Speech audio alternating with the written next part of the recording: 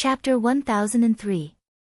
Remember in 1 second, 800 mail sign /say net wonderful pop-up window free reading. First grandma, go and find an imperial physician. Our princess has fainted. Yujie rushed in and looked flustered. What, your princess fainted? Zhao Shiran was stunned and said anxiously. Princess has been in poor health these days. Although she has been chanting scriptures, she suddenly fainted. First grandma, you'd better send someone to the palace to invite an imperial physician. Yujie was very anxious. Let's get a doctor outside first, Zhao Shiran said. No, we don't know if the doctors outside are good or bad. If they can't cure princess, we can't bear the responsibility. Yujie was so anxious that she wanted to cry. After such a thing happened, even though she was favored by Xiao Wanru, she couldn't bear it. But now, I can't invite an imperial physician, Zhao Shiran said hesitantly. Her status was not high enough, but in fact, the status of Madame Jiang and Madame Dowager was high enough. Someone, bring the imperial physician here.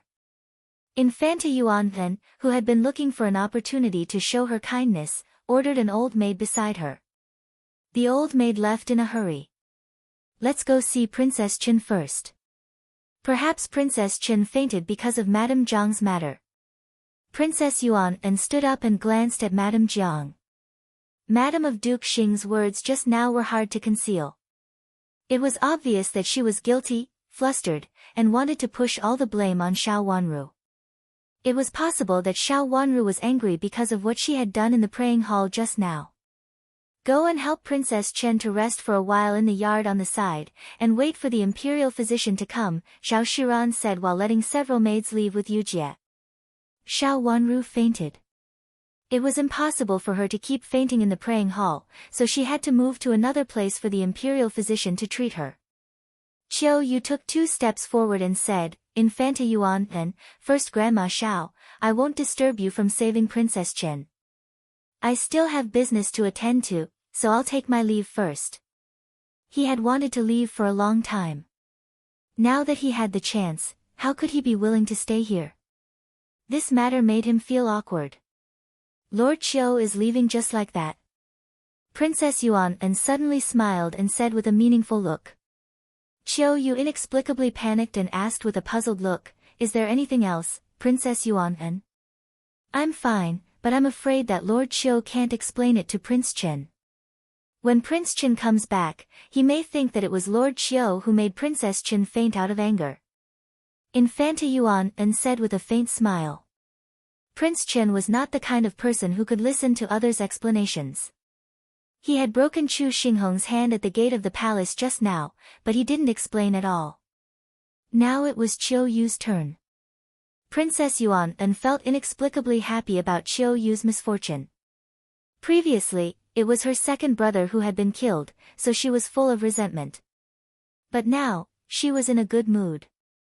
It seemed that Qiu Yu would not be able to escape this time. Compared to Qiu Yu, his second brother didn't seem to have made any progress. But so what?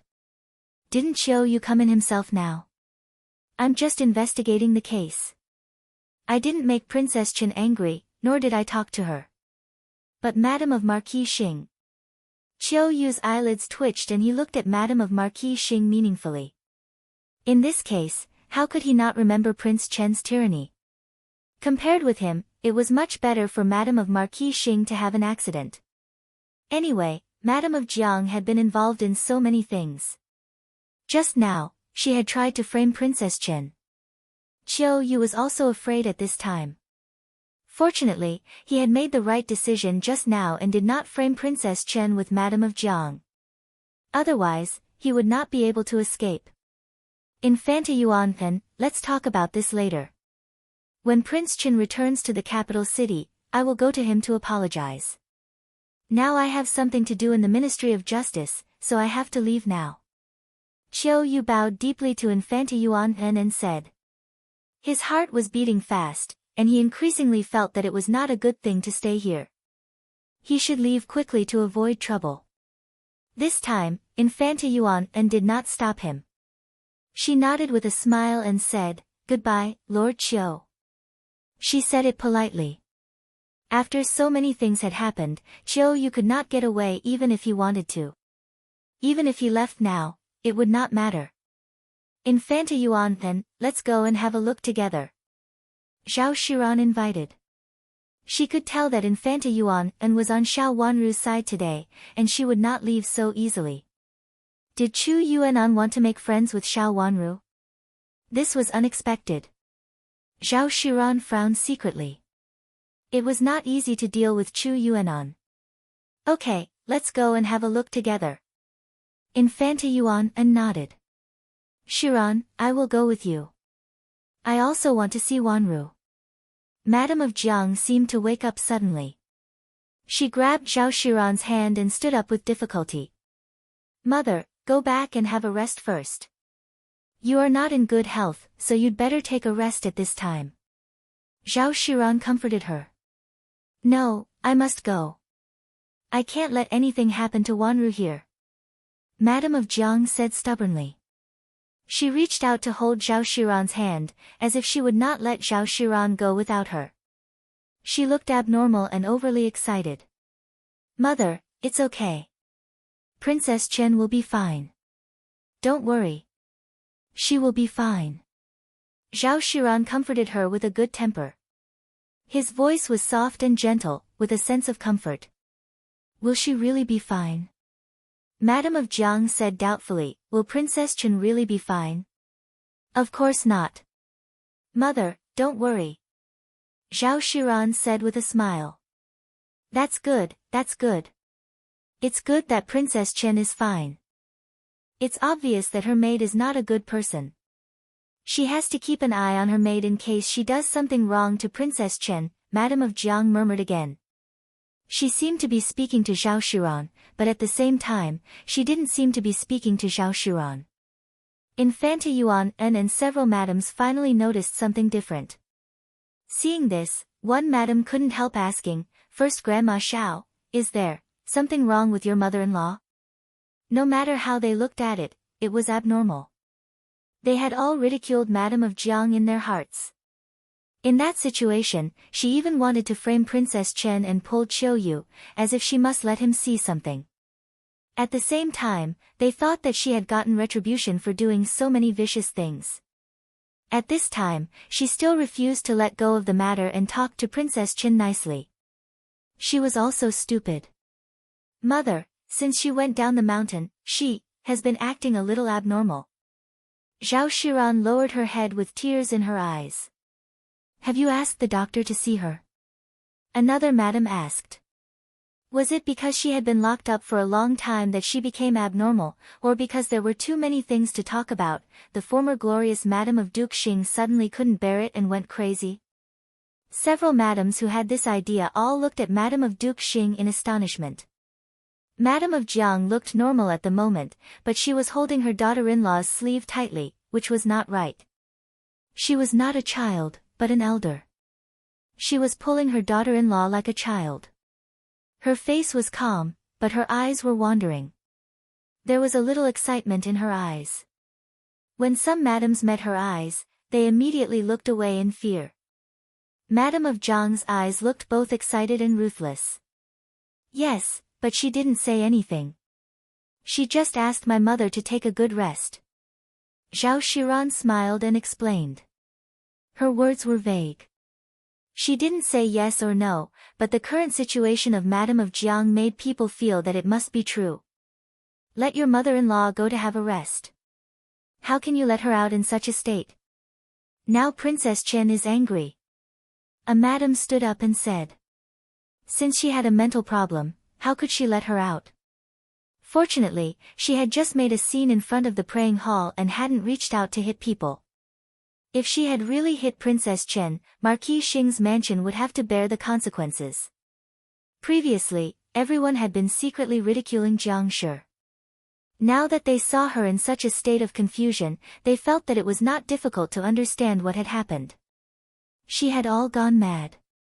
No wonder she had done so many unseemly things before and had even spoken nonsense. Everyone was very tolerant of a person with mental problems. Come on, send madam back to have a rest. Zhao Shiran said loudly after thanking several madams for their sympathy.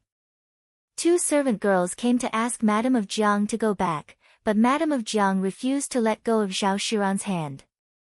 No matter how hard they pulled, they couldn't pull Zhao Shiran's hand away. The two servant girls couldn't really talk about Madam of Jiang in front of everyone, so they could only coax and persuade her, but it didn't work. Take her with you. Let Madam of Jiang rest outside. We will go to see Princess Chen. Infanta Yuan said impatiently. Looking at Madam of Jiang's situation, they couldn't pull her away. Okay. Zhao Shiran said helplessly. He reached out to take Madam of Jiang's hand and walked out. He was graceful and didn't dislike Madam of Jiang at all. He took good care of her and walked very slowly. In order to take care of Madam of Jiang, he deliberately stopped and comforted her in a low voice from time to time. Seeing Zhao Shiran like this, several madams following behind nodded secretly. The eldest legitimate daughter of Minister Zhao was really good and filial. They followed the servants of Marquis Xing's mansion to an empty yard beside the praying hall. As soon as they entered the door, they saw Yujie coming out with red eyes. Seeing Infanta Yuan and others, she hurried forward and said, "Greetings, Infanta Yuan and First Grandma. Our princess hasn't woken up yet. I want to go to the door to see if the imperial physician has come." "Girl, why are you in such a hurry? The imperial physician should be here soon. There are people waiting at the door. They won't be delayed." "Hasn't your princess woken up yet?" Infanta Yuan asked. "She hasn't woken up yet. I can't help her." Yujie was so anxious that she was about to cry. After such a thing happened and there was no other master in Prince Chen's mansion, it was normal for her, a servant girl, to be afraid and flustered. "Go in and have a look. You also wait for your master inside. You can't leave at this time." Infanta Yuan reprimanded her in a low voice. "Yes, I know. I'll go back to serve the princess right away." Yujie nodded obediently. After bowing to Infanta Yuan she turned around and hurried back. Infanta Yuan nodded secretly and thought that Xiao Wanru was a sensible girl. Suddenly, she remembered that Xiao Wanru had stood in front of Xiao Wanru when she pushed Chu Yuanhong down and saved Xiao Wanru from the disaster.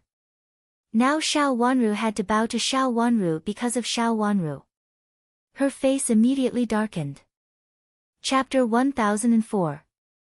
Princess, what's... The imperial physician put down his hand and frowned tightly. What's wrong with Princess just now? In the inner room, Infanta Yuan and Zhao Shiran accompanied her, and the others sat outside. It was very quiet both outside and inside. Although many madams lowered their heads, they pricked up their ears to listen to any sound inside. There's nothing wrong with Princess, but... Speaking of this, Yujie suddenly widened her eyes and seemed to think of something. She was almost stunned and panicked. But what's wrong with her? The imperial physician hurriedly asked. He couldn't find anything unusual at the moment, but it was impossible for Princess Chen to faint for no reason.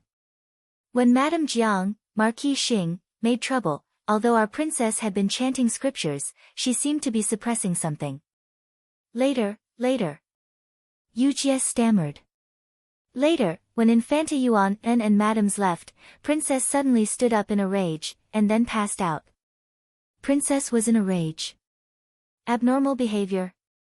The imperial physician immediately came to a conclusion. Yes, our princess has always been gentle and never loses her temper. She usually speaks in a soft voice, but she seemed to be suppressing something just now. Later, she threw the wooden fish out, as if she couldn't control her bad temper. What's wrong with our princess? Yujie nodded repeatedly with panic in her eyes. She was really scared. Several madams sitting outside looked at each other and saw the panic in each other's eyes. This was the morning hall. Could it be that something had offended Princess Chen? Some quick-witted ones pointed at Madame Jiang, who looked a little numb sitting aside. Madame Jiang's behavior before also seemed to be different from before. Among them, there were several foreign who were familiar with Jiang Shi in the past. In their memories, Jiang Shi was definitely not like the one in front of them. Moreover, she would never order the servants to prepare tea and snacks in front of the hall during the ceremony. She had a very disrespectful appearance and later slandered Qin Wangfei. The current situation seemed to be more and more wrong. Could it be that both of them were possessed? Thinking of this, the madams couldn't help but shiver. Their eyes flickered. Such an evil thing made them afraid. The madams used to worship Buddha and Bodhisattva, so of course they believed in this kind of thing. The imperial physician didn't believe it. His eyes flickered and he immediately thought of another plan. As an imperial physician in the palace, he had seen many shady things. Who wouldn't think of this? When did Princess Chen become abnormal? The imperial physician's face darkened as he asked. When we first entered the mansion, our princess was fine, but later, when it came to the courtyard. Yu Jie answered while thinking. She tried hard to recall what had happened at that time. I thought our princess was fine when she knelt down and recited scriptures. Later, when I served Madame Jiang, I inadvertently saw something wrong with our princess. This servant wanted to go over at that time, but Madame Jiang was making a fuss, and this servant couldn't leave for a while. I could only appease Madame Jiang first. Later, Infanta Yuan and first grandma took Madame Jiang away. Then I had time to return to our princess. She looked very strange and tried to suppress it. Later, she couldn't control it. Madame Jiang was still making a fuss at that time. The imperial physician keenly grasped the key point, and his heart skipped a beat. As of course, the imperial physician didn't want to get involved in this kind of thing. But now that he had been involved, he had to work hard to solve the mystery. Otherwise, this matter might fall on him. Madame Jiang was very noisy today. She made a fuss that Princess Chen was disrespectful to her. Just now, she repeatedly framed Princess Chen. She even set up chairs at the door of the room where the religious ceremony was held, sat there to drink tea and eat snacks, and asked Princess Chen's servant girl to serve her. Infanta Yuan interrupted. How could she do such a thing? The imperial physician could hardly believe that there was such a thing. How stupid must she be to do such a thing? Of course, he did not expect that Madame of Duke Xing thought that she could definitely win Xiao Wanru's heart. Moreover, she purposely provoked Xiao Wanru, so she did such a thing. In the eyes of the imperial physician, these premeditated plans seemed to be crazy. So she was crazy. Princess Chen was fine before, and she was still fine when she came to the religious ceremony. Who did she approach? The imperial physician's eyes flickered. There are more people here for the religious ceremony, and more people are walking around. There are also many people arranged before, so it may not be easy to find. Zhao Shiran frowned and interrupted. First grandma, when our princess came in, the only outsider who approached her was Madame of Marquis Xing. After that, she sat beside our princess for a long time. Our princess was kneeling at that time, and Madame of Marquis Xing sat beside her. Then Madame of Marquis Xing moved the door to make a fuss. The rest of the servants did not approach our princess at this time. Yu Jie said. Both the madams sitting outside and the imperial physician inside widened their eyes in shock. Marquis Xing's mansion was really crazy, and Madame of Marquis Xing was also crazy. Princess Chen was kneeling, but Madame of Jiang was still sitting. Even if she was Princess Chen's elder, this behavior was almost a slap in the face of the royal family. Many madams looked at Madame Jiang. Madame Jiang's reaction was a little strange. She frowned and seemed to be a little slow.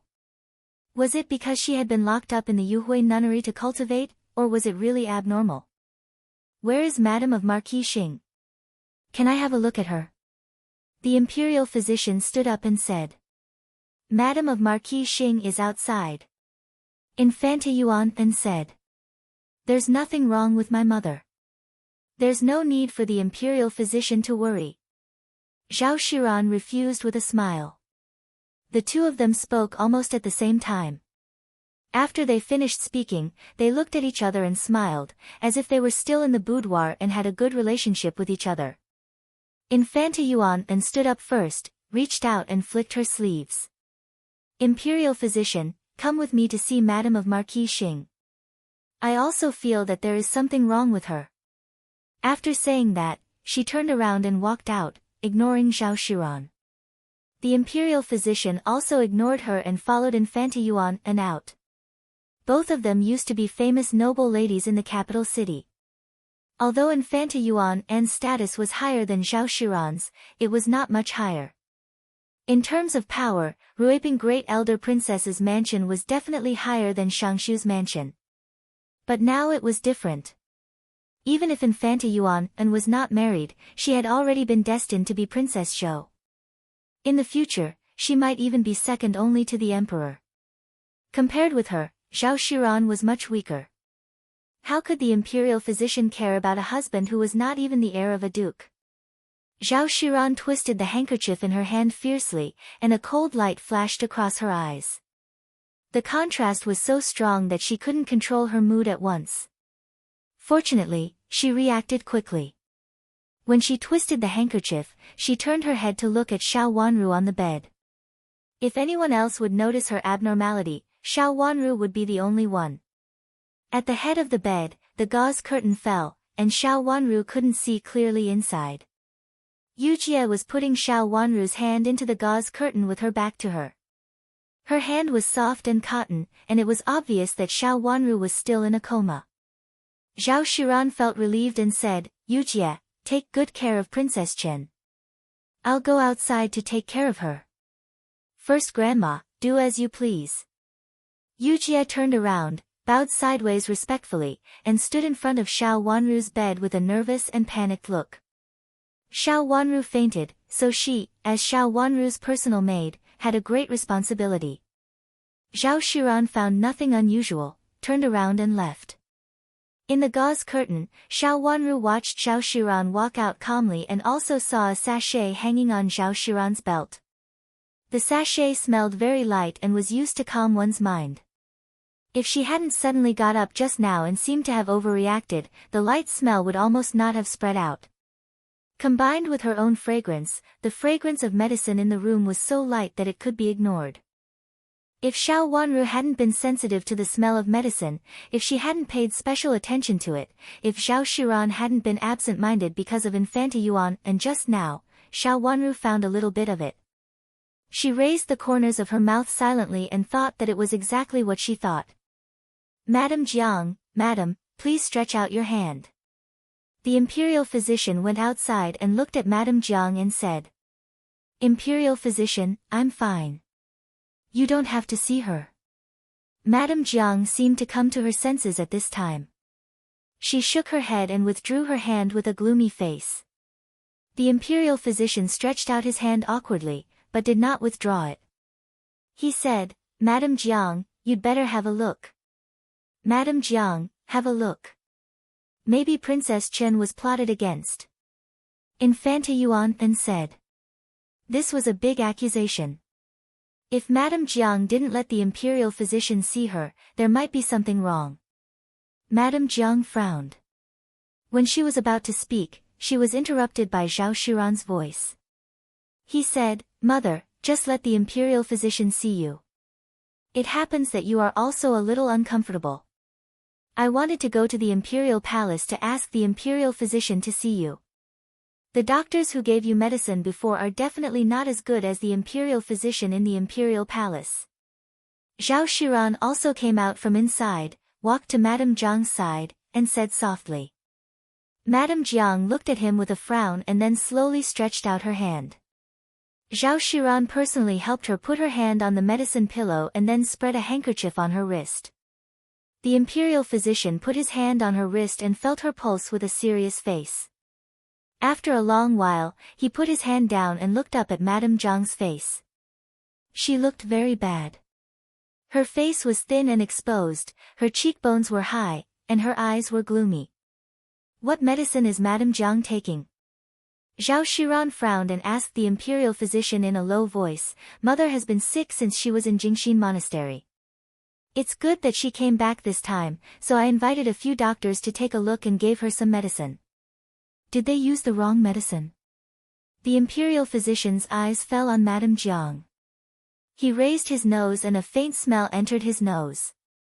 The Buddhist incense on Madame Jiang's body was very strong, and the smell of medicine was also very strong.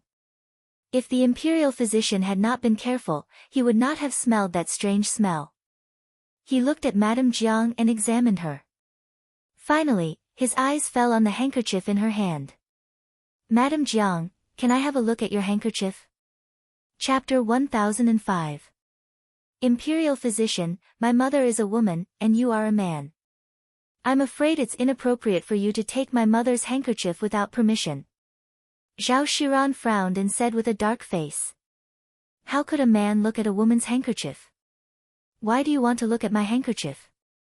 Madame Jiang asked with a cold face, ignoring Zhao Shiran's words. Madam, there seems to be something on your handkerchief, the imperial physician said implicitly. What can be on my handkerchief? Is it harmful? Madame Jiang asked, holding the handkerchief tightly and not letting go. I can't say whether it is harmful or not. I have to ask you to take it over and have a look. If there is a difference between men and women, I just want to have a look. Madam, you can ask a servant girl to bring it over. The imperial physician said politely. Although Marquis Xing's mansion was declining day by day, it was not a place where he, an imperial physician, could interfere. Mother. Zhao Shiran wanted to say something but stopped on second thought. The Madame Jiang's gaze shifted to Zhao Shiran's face, her eyes gloomy. Compared to before, her eyes were much more quick-witted, but they also revealed a dark and sinister light. Zhao Shiran couldn't help lowering his head. Show it to the imperial physician. Madame Jiang handed the handkerchief in her hand to a servant girl beside her. The servant girl took it and handed it to the imperial physician. The imperial physician didn't reach out to take it, but just sniffed it and said, Madam, there is a medicinal fragrance in this handkerchief that can make people hyper and delirious. What? Madame Jiang didn't understand and asked. The madams around also strained their ears and listened to their words carefully. Infanta Yuan glanced thoughtfully at Zhao Shiran, who was standing aside with his head lowered, and then looked at Madame Jiang. She was not those madams and had a good relationship with Zhao Shiran in the past. Although they had different reputations, they were both excellent. Infanta Yuan judged Zhao Shiran by her own standards and always felt that his good reputation was not so simple. For example, she and Xiao Yanru. Was it also an example of Zhao Shiran? Madam, I'll make it clear. The medicinal fragrance on this handkerchief can make people delirious and make them say something uncontrollable or do something out of control. Although the smell is light, the medicinal effect is quite strong. You won't feel it at first, but you will feel it after a while. The imperial physician explained. Is someone trying to hurt Madame of Marquis Xing? A madam said in surprise. Not to harm Madame of Marquis Xing, but to harm Princess Chen. Someone pointed to the inner room and said. The one lying inside was Princess Chen. Compared to Jiang Shi looked fine. Harm Princess Chen. Another madam sucked in a breath of cold air and habitually covered the corner of her mouth with a handkerchief. Suddenly, she glanced at the handkerchief in the maid's hand and immediately took it away, not daring to wipe it on the corner of her mouth and nose. It's no wonder that Madame Jiang's behavior today was so abnormal. She made such a fuss in just a moment. There was clearly nothing going on, but she made it sound so plausible. There was another madam who was concerned about something else. She thought of Madame Jiang's behavior and actions just now. They were indeed different from the past and seemed particularly stupid. But even if the handkerchief has this kind of effect, what does it have to do with Princess Chen? Why did Princess Chen faint? Zhao Shiran raised his head and asked softly. Was Xiao Wanru's coma an accident? The imperial physician frowned. This matter was really not easy to explain. Under normal circumstances, Princess Chen would only act abnormally and not faint. Imperial physician, look at this. Yujie came out of the inner room and pulled down a sachet hanging on her waist. This sachet was not exquisite. It was simple and a little rough in terms of craftsmanship. It was made by Yujie herself. She was not good at needlework, so she could only do some simple sewing and mending. It took her a lot of effort to make such a sachet. The madams present were all good at needlework. They all saw such a rough sachet hanging on the body of Princess Chen's personal maid just now and smiled subconsciously. This kind of sachet, which was obviously low grade and looked down on, was not worn by their personal maids and old maids. They didn't expect that the personal maid of Princess Chen would wear such an inconspicuous and even extremely ugly sachet. Even though Yujie's sachet did not have any special thread or technique, many people still saw it. This was the reason. It was really too ugly and rough. Imperial physician, please have a look. There is a medicine that I made myself to clear the heart and calm the mind. It is very easy to calm the mind and the smell is not strong. I feel that I can be more calm when I wear it while serving our princess. Yujie said as she handed the sachet to the imperial physician. The imperial physician took it, smelled it, picked up a needle, picked up the thread on it, smelled it carefully again, poured some of the contents into his palm, smelled it again, looked at it, and then nodded. Yes, it's some heart-calming medicine. After saying that, he nodded and then shook his head. No wonder, no wonder. Imperial physician, what do you mean? Why didn't Madame Jiang faint, but Princess Chen did? Infanta Yuan caught this point keenly and asked. The imperial physician returned the sachet in his hand to Yujie and then said, Madame Jiang's handkerchief has an emotional and exciting smell of medicine. Princess Chen should also be implicated, or... The imperial physician paused and looked suspiciously at Madame Jiang and Zhao Shiran beside her.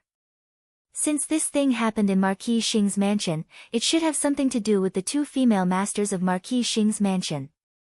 Imperial physician, please tell me. Yujie thought that the imperial physician wanted to keep them guessing, so she held the sachet anxiously and said. Or someone wanted to hurt Princess Chen, but it was a coincidence that a maid of Princess Chen wore a heart-calming medicine. In addition, Princess Chen seemed to be annoyed before and tried hard to bear it, so she used a lot of energy and spirit. Later, although the heart-calming medicine helped her, she was weak and fainted for a while. The imperial physician vaguely said that someone might want to hurt Princess Chen. Of course, it was also a coincidence. The imperial physician means that when Princess Chen smelled the medicine in her mother's handkerchief, she tried hard to bear it. The medicine in the maid's sachet didn't work at first and then took effect later. Why? Didn't this maid always serve Princess Chen? Or did the maid not wear the sachet at first and then put it on later? Zhao Shiran looked at Yujie with his eyes wide open in surprise. Marquis Xing's mansion was a suspect, and the servant girl in front of him seemed to be a suspect as well. To further extend, was Princess Chen herself also a suspect? This was Princess Chen's personal servant girl. This was Princess Chen's personal maid, and it was said that she was brought here from Jiangzhou, not sent by Marquis Xing's mansion. In the room, Xiao Wanru silently raised the corner of her mouth. Zhao Shiran was very powerful. With a specious sentence, he not only responded to the imperial physician's vague words, but also drew everyone's attention to her. A maid did not dare to deal with her, the princess, but what if it was her intention? Otherwise, how could a sachet with the corresponding medicine suddenly appear?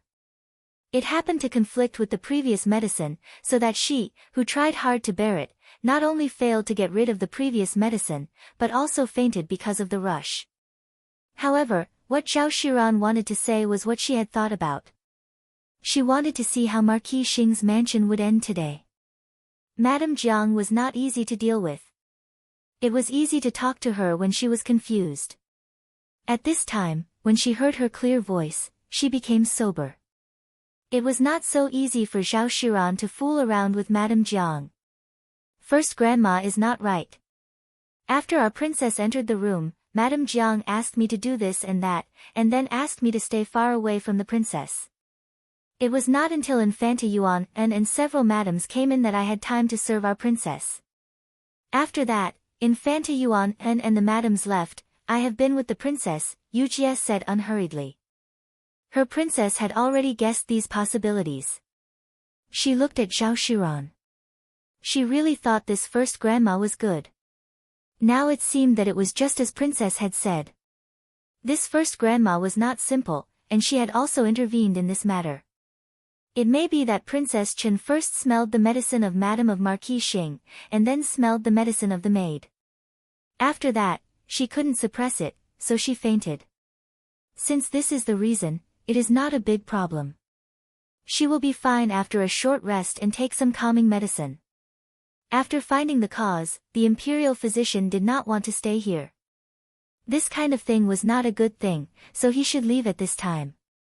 After saying that, he turned around and was about to write a prescription for Xiao Wanru. Thank you, imperial physician. I'll ask someone to take you to the wing room to write a prescription. Zhao Shiran said softly. He waved his hand to call a maid and asked her to lead the imperial physician away. Madame Jiang said nothing with a gloomy face. Imperial physician, please wait a minute. Infanta Yuan suddenly stopped him. Infanta Yuan, do you have anything else to say?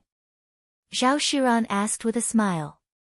The imperial physician stopped and had a bad feeling in his heart. He really did not want to get involved in this kind of thing.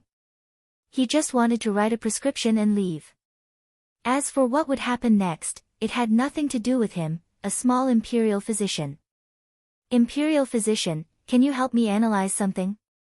Infanta Yuan said with an extremely dignified smile, but her imposing manner was amazing. As the most valued granddaughter of Ruiping Great Elder Princess, Infanta Yuan had always been imposing, which was also a condition to convince other noble ladies. In the past, she had also solved the disputes for the noble ladies. Her imposing manner was one of the indispensable reasons. Those noble ladies were not convinced by each other. When they were together, it was easy for them to get into trouble. If one of them did not handle it well, it would cause other things to happen. Infanta Yuan is also not feeling well. Why don't you go aside? Princess Chen needs to rest here. Zhao Shiran had a bad feeling, so he hurriedly said with a smile. The imperial physician nodded repeatedly. As long as it was not related to Princess Chen, he felt fine now. Chapter 1006. I'm afraid not. I have to explain it here. After all, it's related to Princess Chen, and Princess Chen's people can't hear it, right? We can't make the decision for Princess Chen. Infanta Yuan reached out and put all the madams inside. The madams also nodded repeatedly. In fact, they were also panicking. This kind of thing was no longer a matter of gossip. Now, they couldn't leave, so they only hoped that it could be reduced to a small matter. Infanta Yuan's words were very reasonable, so they could only nod. If the Madam of Jiang was really the elder of Princess Chen and loved her, she could actually make the decision for Princess Chen. But in the current situation, the Madam of Jiang was not clean, so no one dared to say that they could make the decision for Princess Chen. Before Zhao Shiran said anything, Infanta Yuan had asked the imperial physician, Princess Chen will behave abnormally and lose her mind temporarily after taking this medicine. What if there is another man at this time? As soon as she said this, everyone's face changed dramatically. A timid madam even trembled with the cup in her hand and knocked the lid of the cup with a sound. Then the room became strangely quiet. Qiu Yu of the Ministry of Justice was there at that time. He said that he was handling the case. If there was something else in it, did it mean that he wanted to ruin Princess Chen's reputation? Prince Chen had left the capital city, and someone wanted to deal with Princess Chen. This kind of thing would never be done by ordinary people, so it must have something to do with the royal family. The crown prince had not been elected, but the crown prince had been appointed secretly. Was this also true? Imperial physician, this matter is of great importance. Does someone just want to make Princess Chen behave abnormally temporarily and make a fool of herself? Or does he want to ruin Princess Chen's reputation and finally cause something even more serious? Now that Prince Chen is not in the capital city, this kind of thing should be reported to the Empress Dowager. Please tell me. Infanta Yuan understood that the imperial physician wanted to avoid it, so she said it very generously and firmly. Even if the imperial physician wanted to be vague, he could only bite the bullet and say, if there is really a man near Princess Chen may indeed do something out of control when she loses her mind. For example, holding that man, or, cold sweat started to form on the imperial physician's forehead, and he felt a chill on his back. He was actually just an imperial physician, and he didn't understand things that were too complicated. Princess Yuan suddenly smiled as she looked at the imperial physician, who was sweating profusely. She waved her hand and said, "Imperial physician, please write a prescription." Yes, thank you, Your Highness."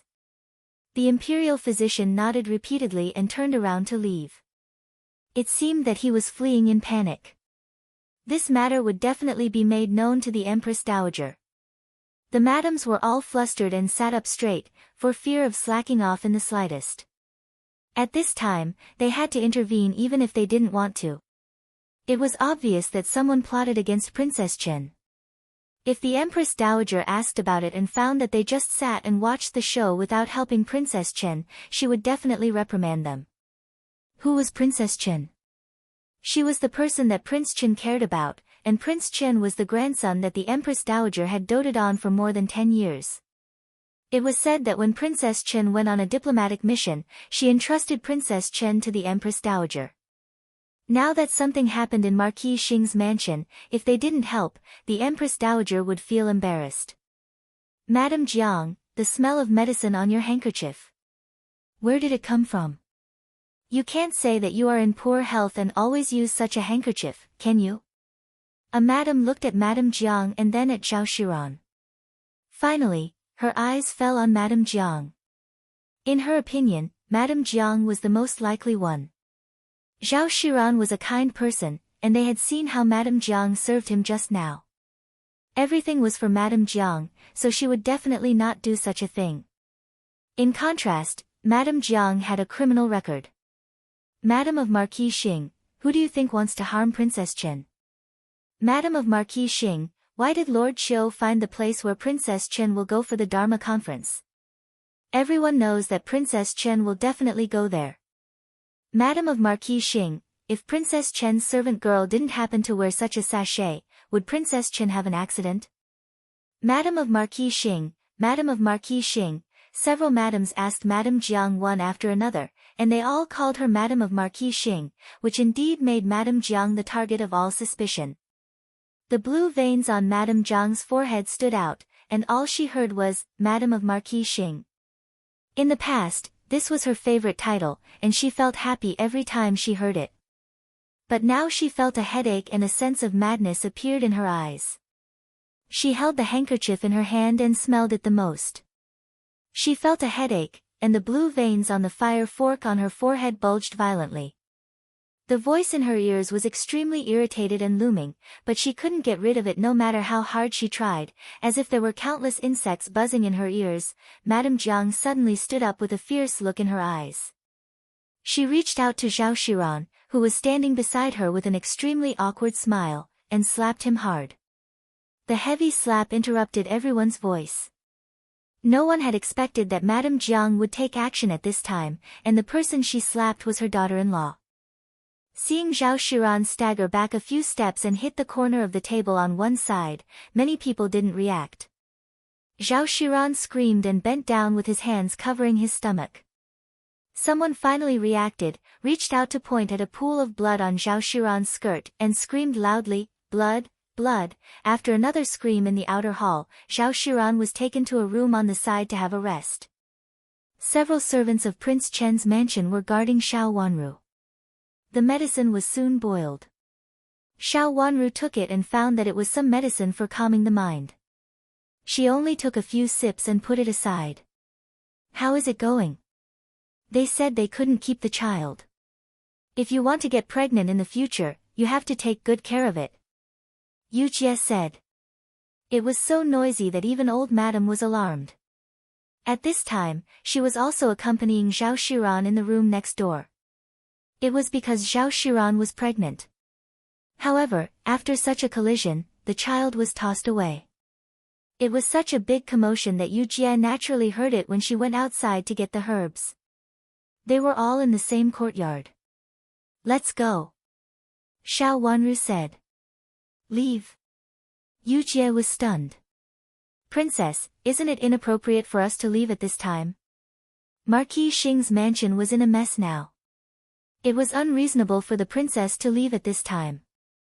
"I can't even protect myself, let alone the others. Moreover, since this matter has become like this, I'm afraid I won't be able to protect myself." He had to inform Imperial Grandmother about this. "Old Madam should be eager for me to leave at this time," Xiao Wanru said calmly and looked out of the window at the figures coming and going. Old Madam's arrival had alarmed the entire Marquis Xing's mansion. "It's useless for me to stay here. It's not good for me to stay here. I'd better go back first and don't make trouble for Marquis Xing's mansion. Old Madam is too partial. I don't believe that she doesn't know that the princess fainted before." Yu Jie curled her lips and looked out of the window. The princess had been in trouble for a long time, but Old Madam didn't even see her. Now Old Madam came with a large group of people just after First Grandma had an accident. Yu Jie didn't believe that Old Madam didn't know what had happened to the princess before. So what if she knows? So what if she doesn't know? At that time, she was waiting here to make trouble. How could she come here? With her identity, she couldn't have come to watch the fun. Xiao Wanru said meaningfully. "Princess, do you mean that Old Madam didn't dare to come at that time?" Yu Jie rolled her eyes and asked. "If she came, she would be in charge of this matter. If she didn't come, she wouldn't be involved in this matter," Xiao Wanru said coldly. She knew Old Madam's character best. When there was trouble, she wouldn't come. She would even pretend to be sick and lie in bed to forget what had happened today. But now she couldn't avoid it. "Go and report to Old Madam that although I have woken up, I still feel unwell, so I have to go back to the mansion first," Xiao Wanru told Yu Jie. Yu Jie nodded and left. After a while, she came back with Nanny Yu. Nanny Yu bowed to Xiao Wanru first and said, "Princess, the mansion is in a mess now. Old Madam has no time to entertain you. You can go back first and come back when you feel better. The religious rite will last for 3 days." In other words, Xiao Wanru would definitely come within 3 days without any other reason. The religious rite of her parents couldn't be neglected. Old Madam was sure that Xiao Wanru would come back, so she didn't stop her from leaving. "Nanny Yu, I'll come back tomorrow." Xiao Wanru nodded and said softly. Okay, I'll go and tell Old Madam later." Hearing Xiao Wanru's words, Nanny Yu nodded repeatedly and promised with a smile. Since First Grandma had an accident and lived next door, it was inappropriate to keep Princess Qin here at this time. After all, she was a young daughter-in-law who had just been married. She shouldn't get involved in this kind of thing because she was afraid of being unlucky. What was more, it was the imperial family's misfortune. Marquis Xing's mansion couldn't bear the responsibility. If the Empress Dowager investigated it, they would be reprimanded. After Xiao Wanru cleaned up, she went back with a group of people. At a corner, a servant girl rushed out and accidentally bumped into Yu Jie. Yu Jie was fine, but the servant girl took a few steps back and almost fell. Then she bowed sideways to Yu Jie in a hurry and ran away in panic. There was a letter in Yu Jie's hand, which was given to her by the servant girl just now. She looked in the direction where the servant girl left and found that it was the outer courtyard. Yu Jie calmly stuffed the letter into her sleeve, continued to catch up with Xiao Wanru and went to the parking lot. When they arrived at the parking lot, Yu Jie helped Xiao Wanru get into the carriage, and then she climbed into the carriage. After sitting firmly and the carriage started to move, she took out a letter from her sleeve and handed it to Xiao Wanru. "Your Highness, this is what the servant girl gave me just now." Chapter 1007. Someone from Marquis Xing's mansion secretly wrote a letter to her. She was very surprised. Xiao Wanru took out the letter and looked at it. She didn't see any signature, which showed that the writer was very cautious. Her eyes fell on the words, which were strong and sharp. It couldn't be a servant in the mansion, but a man. She was shocked. After seeing the content clearly, Xiao Wanru's face changed dramatically and she clenched the letter in her hand tightly. Princess. Yujie sat beside Xiao Wanru and said hurriedly. Xiao Wanru's eyes fell on the letter again. It was still the same words on the paper. The content was very simple, which described Xiao Jing's whereabouts. More than a decade ago, Xiao Jing went out of the capital city and happened to go to Jiangzhou. Or not only to Jiangzhou, but also to the place where the battlefield broke out. She didn't know exactly where it was. Yes, this letter was written by Yan Shi. He implicitly thanked Xiao Wanru for the savant's building and identified himself. Then he told her directly about Xiao Jing, saying that his father told him that Xiao Jing had sneaked out of the capital city 10 years ago. At that time, Yan Shi's father, who was also at the border, met Xiao Jing by accident and received him. Xiao Jing said that he just came out to see the world. He said that Duke Xing's mansion was also a military family. The mansion asked him to come out to see the world, but he didn't join the army. He just secretly wandered around and secretly sent someone to look for something. Yan Shi's father was stationed in that area. Although he didn't doubt Xiao Jing's behavior, there was a war at that time, so he paid special attention to Xiao Jing's behavior and found that Xiao Jing seemed to be looking for someone. At that time, he didn't think too much about it and then Xiao Jing left.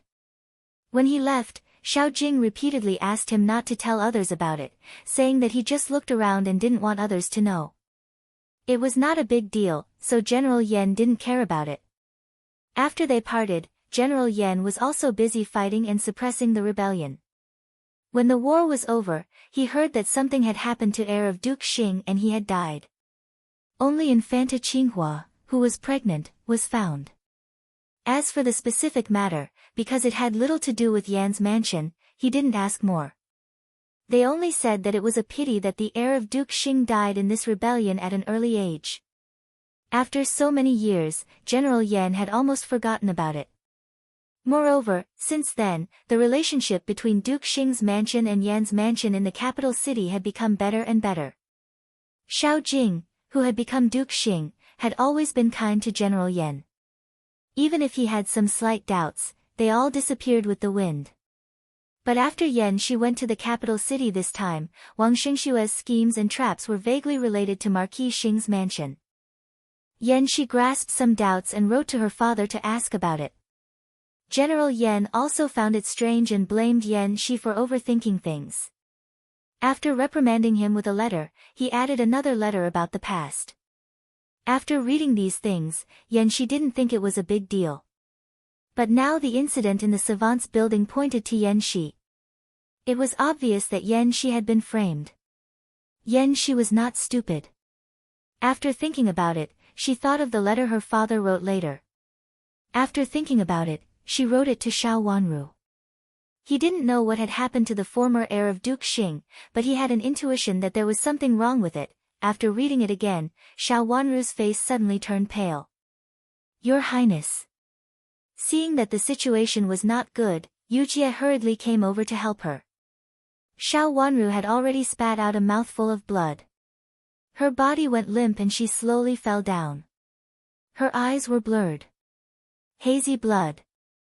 Xiao Jing, sure enough, was, Your Highness, Your Highness. Yujie's scream was getting farther and farther in her ears. Daddy, what flower is this? The young girl was dressed very beautifully. She pulled the hand of the handsome young man who was carrying her and said in a sweet voice. The flowers in her hand had long lost their color and looked messy. The child didn't even know that they had been scratched by the flowers. This is your mother's favorite flower. Why did you pick it?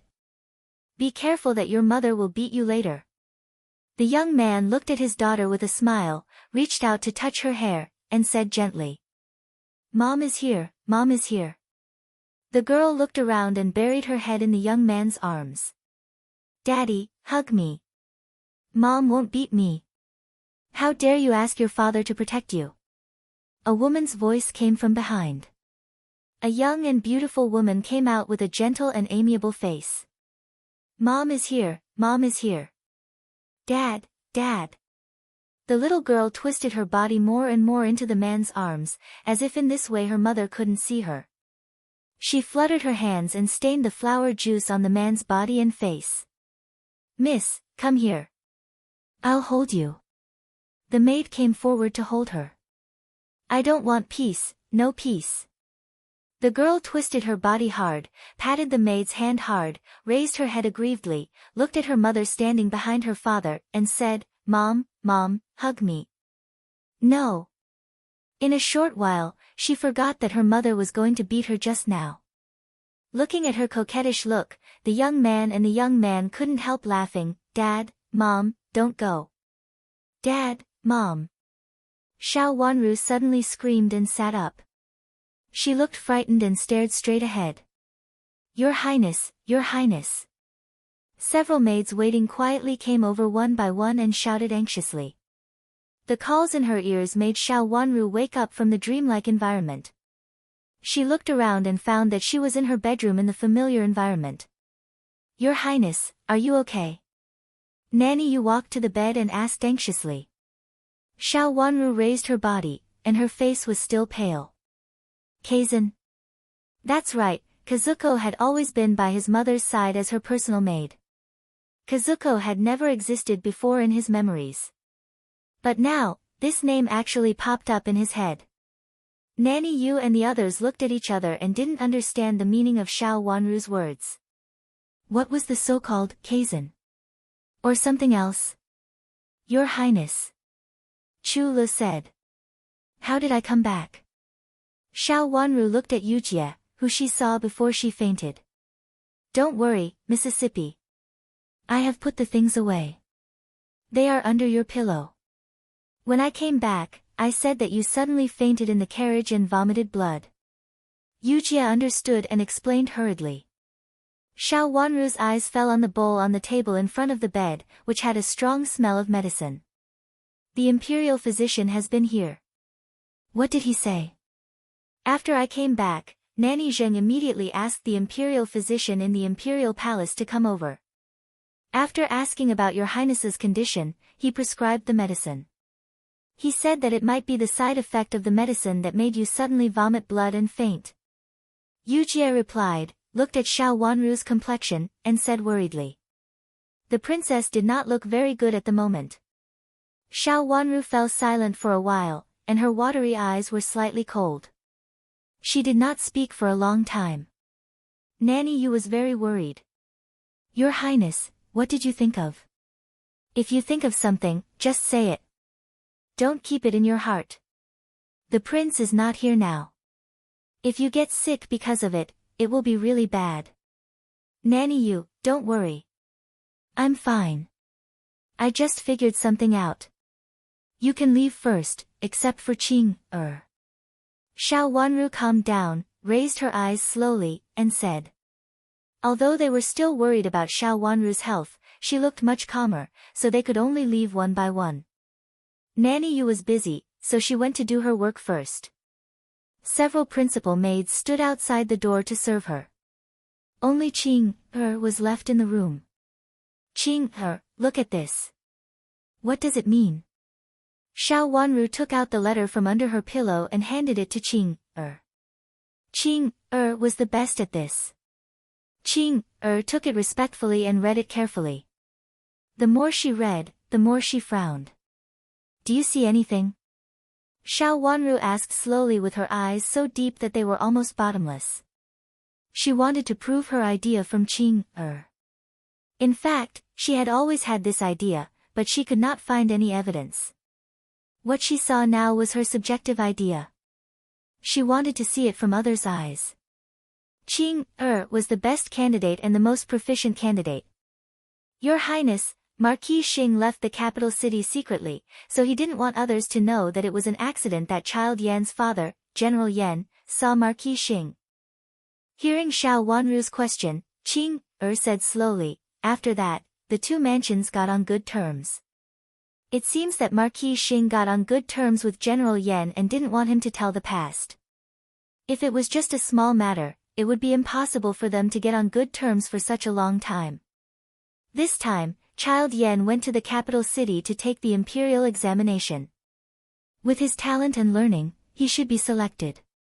Since he was selected and had a good family background, it was normal for him to stay in the capital city as an official. But now someone framed him, and the purpose was to stop him from staying in the capital city or to stop him from being an official in the capital city. Analyzed rationally, this matter involves Marquis Xing's mansion. I have a guess. If this matter is really done by Marquis Xing's mansion, it must be Marquis Xing's idea. Wang Xingxue is such a person that few people can order him around, and Marquis Xing is one of them. After connecting the dots, it should be that Marquis Xing doesn't want anyone from the Yan family to be an official in the capital city and is afraid that they will tell the past. As spoke, she became more and more certain. These things happened more than a decade ago, and now all kinds of things showed the relationship between them. Some things that she couldn't figure out in the past immediately became clear. Originally, all the clues were not solved now, but more than a decade ago. Qing had helped Xiao Wanru investigate a lot of things secretly, so she also knew what Xiao Wanru cared about. Looking at Xiao Wanru, her lips trembled twice and she couldn't say it out loud. The princess must have thought of it and spat out blood in grief and indignation. If she told the truth, would the princess be unable to bear it? Although the princess had already thought of this cleverly, it was another matter if she told the truth. You told the truth. Xiao Wanru's voice became a little hoarse. To tell the truth, the past life and the present life. Things appeared in front of her one by one. She knew more and had more experience than Qing, so she had already connected the past and the present. Her eyes turned slightly red, and the look in her eyes suddenly turned sharp and dark. Marquis Xing has something to do with the death of the princess's father. Qing gritted her teeth and said in a clear voice, Child Yan got into trouble because of this. Chapter 1008. In order to prevent Madame Yan from entering the capital city, Xiao Jing has really gone to great lengths to conceal his whereabouts on that day. Xiao Wanru suddenly looked calm, but the bottom of her eyes was as sharp and cold as a knife. Therefore, this was the ultimate reason for the tragedy of Yan Shi and herself in the last life. In this life, she had nothing to do with Yan Shi, so when Xiao Jing dealt with Yan Shi, she couldn't be involved, and she even ruined the plan. Then she found out the truth after the two facts were verified, the truth that she had hidden for 2 lives. Qing, can you find out Xiao Jing's whereabouts more than a decade ago? He took a deep breath and suppressed the boiling blood in his heart. All the icy cold blood slowly flowed from his bones to his heart. At this moment, his heart was also cold, as if it had been shattered into pieces of ice, sharp with a bloody aura. In fact, this was only part of the truth. In the past, she had found the wrong direction, so she failed. It turned out that the key was Xiao Jing. Your Highness, when Master left, he told me that if you want to find out anything, just tell me. Qing lowered her head and said. Xiao Wanru narrowed her eyes and nodded solemnly. Okay, go and check it out. More than a decade ago, when my father had an accident, Xiao Jing was there. Did he happen to be nearby? Her father's death must have something to do with Xiao Jing. At present, she had no evidence, but she had a reason. For the hereditary title, he even killed his own brother. His father had an accident, and the first branch almost couldn't keep their children, while the second branch rose step by stepping on the first branch's flesh and blood. The title of nobility was not rightfully obtained, so the Jiang family wanted to eliminate it again and again. She killed herself, and then how? Everything was for the title of nobility. The title of Duke Xing or the current Marquis Xing?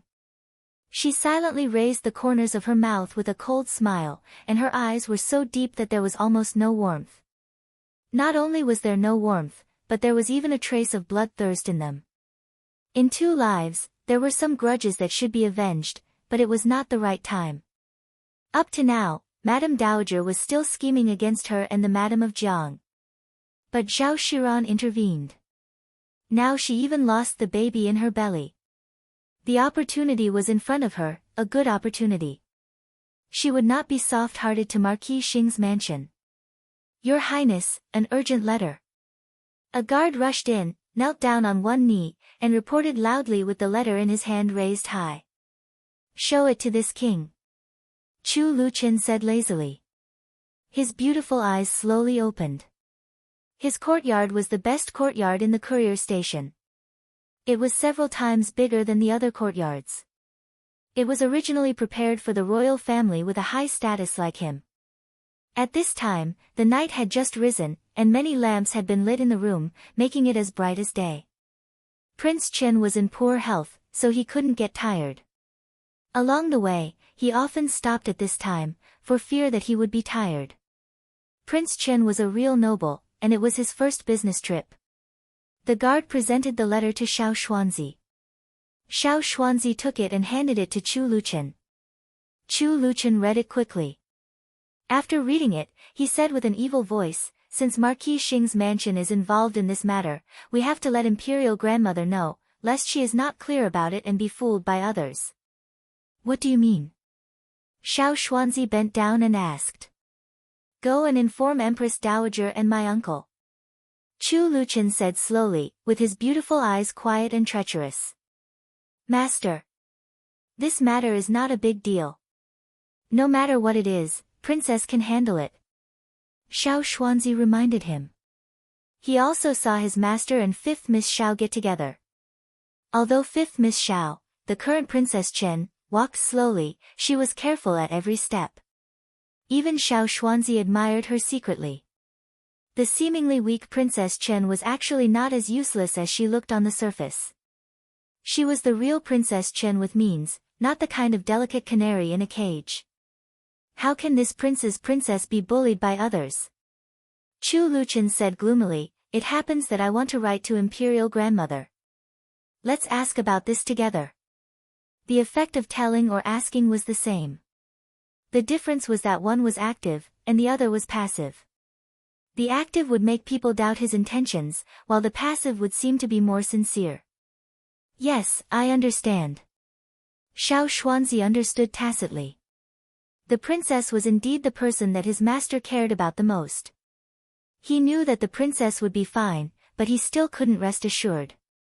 After returning to the mansion, he had to show more respect to the princess. She was really the top of his heart. Your Highness, Commandery Prince Qing is here. Another guard came in and reported. Xiao Xuanzi waved his hand, and the guard who came in before bowed and retreated. Recently, Commandery Prince Qing always came to talk to his master when he had nothing to do. Sometimes, when his master ignored him, he could talk to himself for a long time. Tell him that I'm asleep. Chu Luqian said casually, folded the letter in his hand, and put it in his sleeve. The guard answered and left. After a while, he came in again and reported, General Qin is also here. He and Commandery Prince Qing said that they have something important to tell you. It was the first time that two people came together. This Ningyuan army general usually kept a low profile and rarely came here. Let them in. Chu Luqian said after calculating the route. Qin Huayong and Chu Qing came in together. After bowing to Chu Luqian, they sat down, and their faces didn't look very good. Qin Huayong frowned tightly, and Chu Qing's face was a little pale. After Xiao Xuanzi ordered the servants to serve tea, he stood behind Chu Luqian, glanced at Qin Huayong and Chu Qing very quickly, and then lowered his head obediently. Your Highness, we're about to arrive. Your Highness, you'd better come up with a plan quickly. Qin Huayong said first. It had been a few days. Prince Chen was not in a hurry, but he couldn't wait any longer. This time, the emperor repeatedly said that Prince Chen was in charge of everything when he left the capital city. Qin Huayong was wary of this kind of prince who lived a comfortable life in the capital city, but in fact, he didn't think highly of him. A general at the border had his own way to get along with people. In fact, this matter can't be rushed. If the Su kingdom really wants to marry a princess, Commandery Prince Qing is a good choice. Chu Luchen knew what he meant by asking this question, and he deliberately delayed it. Prince Chen, you can't do this. Hearing this, Chu Qing shook his hands and said anxiously, Your Majesty knows that I'm already engaged, and now I even have a concubine. How can I get engaged again? He didn't want to marry a woman from the Su kingdom.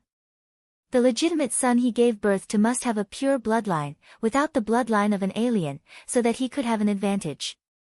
So what? I can just marry a co-wife. Do you want me to marry a co-wife? Chu Luchen said with a faint smile. His handsome and deep eyes turned and fell on Chu Qing's face, which almost made the smile on his face stiffen uncontrollably. She was also a co-wife. Of course, Chu Liuchen's co-wife had a high status, which also meant that no one could interfere in Chu Liuchen's marriage.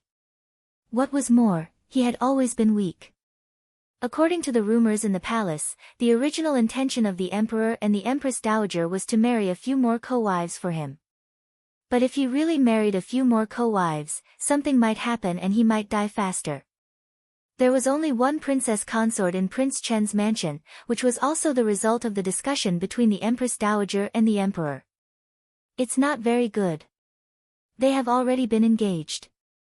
Although a co-wife is also a wife, she is always inferior to a legitimate wife. If the princess of the Su kingdom wants to marry someone, it's better to marry someone who is not engaged. Chu Qing chose his words carefully. He couldn't accept the princess of the Su kingdom. In fact, when they left the capital city, there was no such saying. But on the way, they got the news that the Su kingdom intended to marry the princess to the envoy this time. Although Prince Chen didn't go to the envoy, he came here with 2 envoys after all. After that, he stationed troops at the border, and his status was noble. Of course, the more noble the status of the Su kingdom, the better. As for Prince Chen's health, it was not so important. As long as he bore the title of Princess Chen, it didn't matter whether Prince Chen was in poor health or would die early. After the news of the Su kingdom was found out, Qin Huaiyong sent it to Chu Luchen. Chu Luchen said that he would think about it. But after thinking about it for so long, Qin Huaiyong couldn't wait any longer. They were about to reach the border, and it was up to Chu Luchen to decide how to deal with it. Commandery Prince Qing, do you mean Prince Xin who is not married? Chu Luchen raised his eyebrows. Chu Qing lowered his head, and a strong killing intent and jealousy flashed in his eyes. They were both nephews of the emperor. Why could Chu Luchen be favored by the emperor, but he couldn't? He was an invalid who used his sickly body to make the empress dowager and the emperor love and care for him.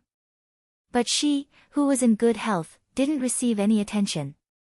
Now, he even wanted to plot against her marriage. He clenched his fists hard under his sleeves, and then slowly relaxed them. We can't make the decision on this matter. Let's report it to the emperor. When Chu Luchen said that he would think about it for a few days, Chu Qing had actually secretly sent a secret letter to the emperor. The nephew he cared about was not a capable person. He actually hid this kind of thing. If the Su kingdom married the princess in this way, it would be a peace marriage between the 2 countries, and Chu Luchen couldn't stop it. The so-called candidate was not something that Chu Luchen could decide. Didn't he want to marry the princess of the Su kingdom? Since she was a co-wife, he was suitable, and Chu Luchen was more suitable. Princess Chen couldn't oppose the emperor's decree. Report it to the emperor. Chu Luchen suddenly smiled, and the treachery in his eyes became more and more difficult to explain. Qin Huaiyong looked up at Chu Luchen, and his heart skipped a beat. As a general who had been to the battlefield, he should be very calm. But when he saw Chu Luchen at this time, his face changed slightly. Prince Chen in front of him looked cold and creepy, with a sense of bloodthirstiness that made people nervous. It was not completely wrong. Although Prince Chen looked gentle in the past, there was a faint aura similar to that on the battlefield. This feeling could only be understood by generals who had been to the battlefield. After all, Prince Chen, who had a gentle appearance, sometimes looked amiable. But now, it seemed that the thin veil of tenderness was slowly falling. Was this the true face of Prince Chen? Qin Huaiyong's hands and feet suddenly trembled, and he felt cold. He had a bad feeling in his heart. Chapter 1009. Complete. The latest chapter on the medical skills of the Crown Princess was updated as soon as possible. Of course, Qin Huayong's fear did not escape Chu Liuchen's eyes. He looked at Qin Huayong and gave him an elegant smile. The matter of petitioning the emperor was originally this prince's matter. Both of you are my assistants. Could it be that you want to secretly leave this prince and secretly write a memorial to the emperor to lodge a complaint against this prince? Or... Speaking of this, Chu Liuchen narrowed his eyes with the same smile, but because his beautiful eyes narrowed, he looked a little more gloomy. Are you going to push me out behind my back? Chu Qing's eyebrows twitched fiercely a few times. He did have such a plan. Of course, he would not take the initiative to suggest anything to the emperor. However, when he made the request, he skillfully pushed Chu Liuchen in front of him. He implied that Chu Liuchen could take the post.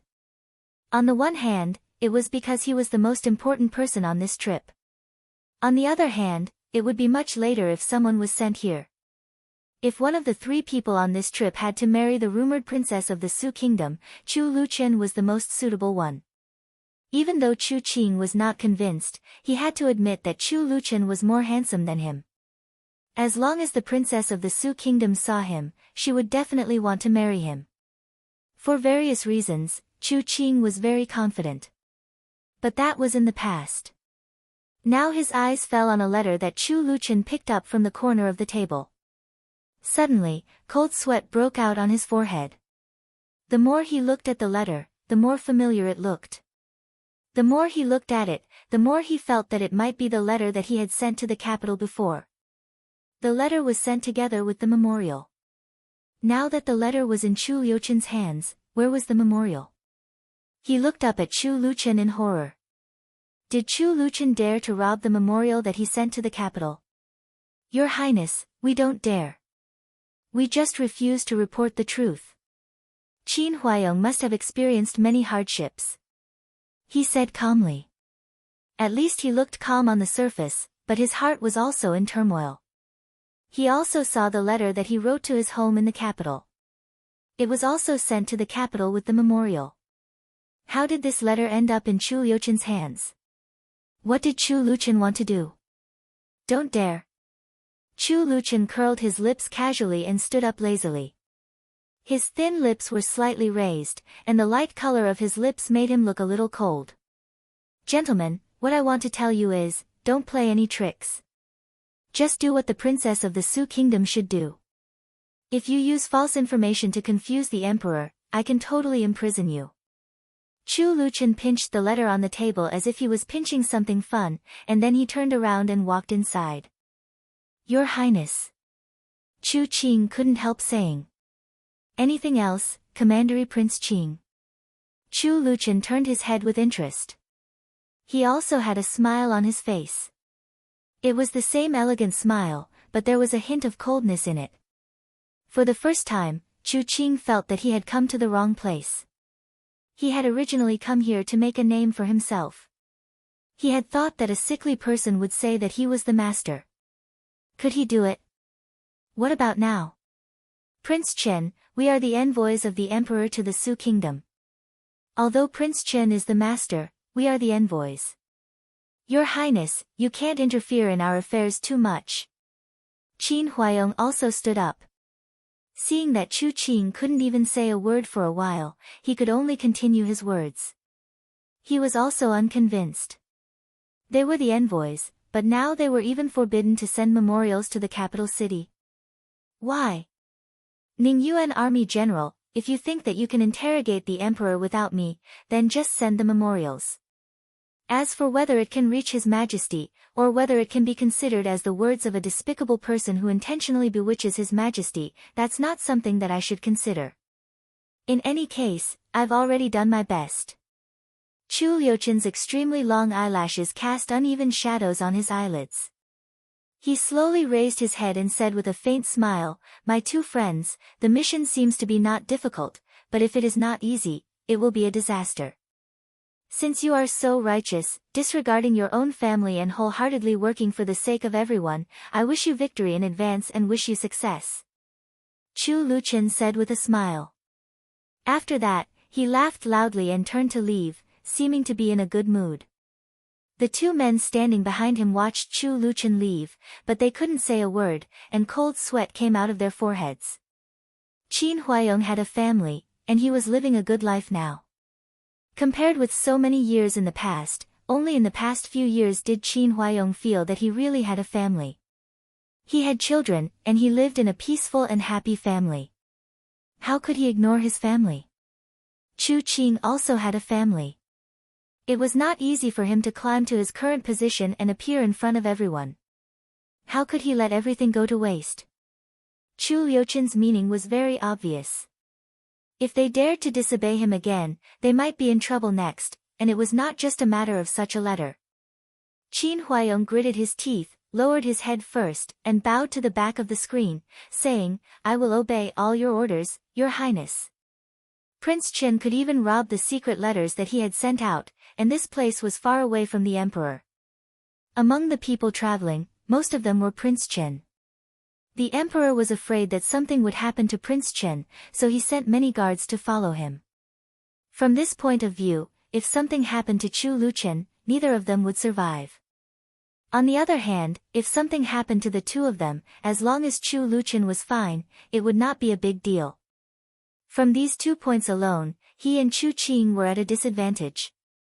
Even if Prince Chen secretly attacked him and Chu Qing on the way, as long as he was fine, the emperor would not investigate anything. After thinking about this, Qin Huaiyong immediately lowered his head. He still had to take care of his family. Chu Qing also thought of this. Although he was not convinced, he had to be convinced when he saw Qin Huaiyong lower his head. He gritted his teeth, swallowed the humiliation in his heart, and said, "I will obey all your orders, Your Highness." Why? They were both the sons of the former emperor. Why was Chu Luchen valued and doted on by the emperor so much that he was even more trusted than his own sons when he was living such a poor life? Was it because he was not the legitimate son of the former emperor? However, the former emperor had passed away. It did not matter whether he was the legitimate son or not. There was no throne to inherit. It could even be said that without the former emperor, he, a son of a concubine, should not be valued more than the legitimate son. After all, the throne was farther away from him. Why did the emperor favor Chu Luchen instead of him? Chu Qing's heart was full of unwillingness, but no matter how unwilling he was, he had to lower his head. Xiao Xuanzi walked out of the room with a smile and said, "General Qin, Commandery Prince Qing, our prince is not feeling well and needs to take a rest first. Please." As he spoke, he reached out to the side and bowed to them with a smile, looking very respectful. But no matter how respectful he was, he still asked them to leave. When they retreated to the gate of the courtyard, Xiao Xuanzi turned around and left with a smile.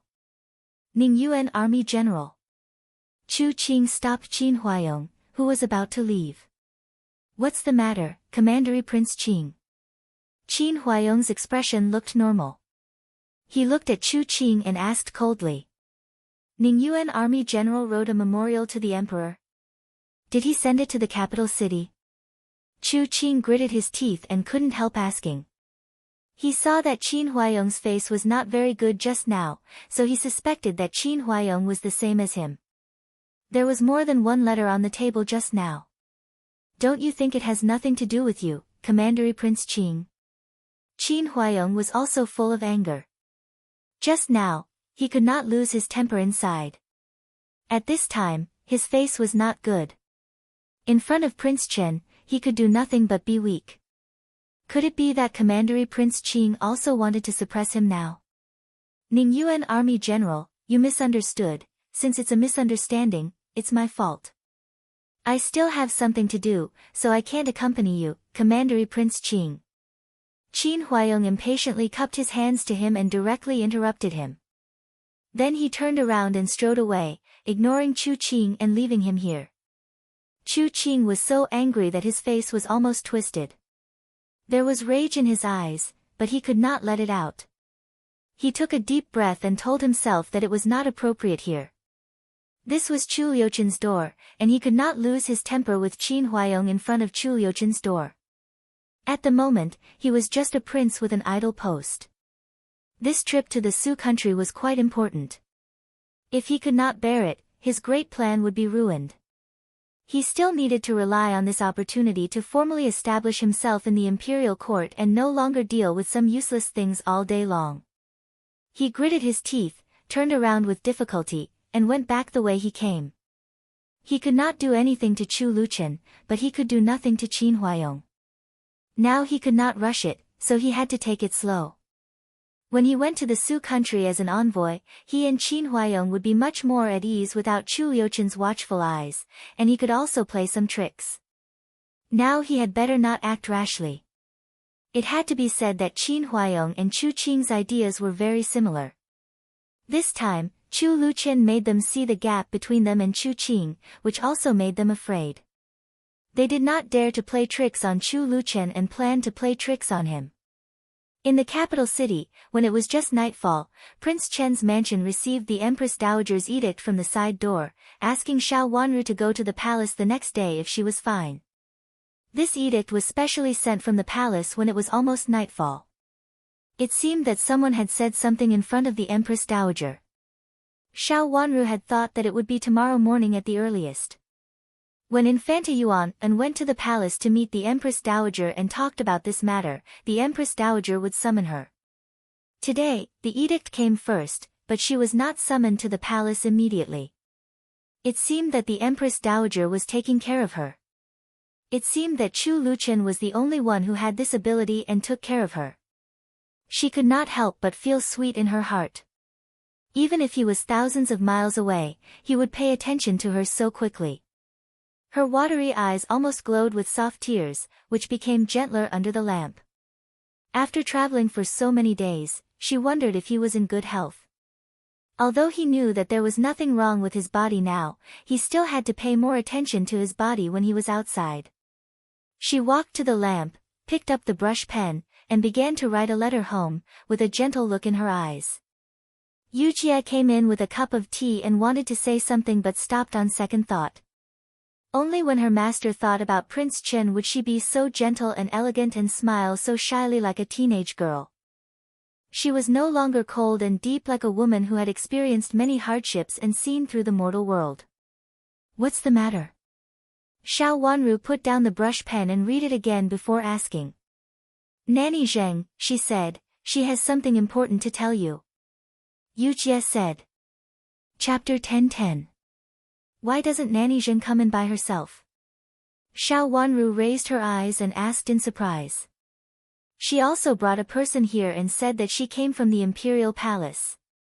Yu Jie said in a low voice. Xiao Wanru frowned and put down the letter. The faint blush on her face slowly faded and she asked, from the imperial palace? She came from the side door over there. I heard that she was picked up by Nanny Zheng.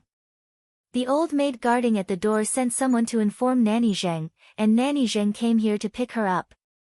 Yu Jie explained in detail. Just now, Nanny Zheng had told her clearly about it. She came from the imperial palace, but now she came here at this time and asked Nanny Zheng to pick her up, which was very sneaky. It didn't seem that she was sent by the Empress Dowager and the Empress. However, except for the two of them, Xiao Wanru really didn't know who else in the imperial palace would send someone to look for her. All the womenfolk in the imperial palace were not familiar with her, and they had never contacted each other in private. Could it be Xiao Yanru? She shook her head secretly and thought that it was impossible. It didn't mean that it was impossible for Xiao Yanru to come to look for her. With Xiao Yanru's character, if there was a possibility for her to help her, she would definitely find a way to look for her.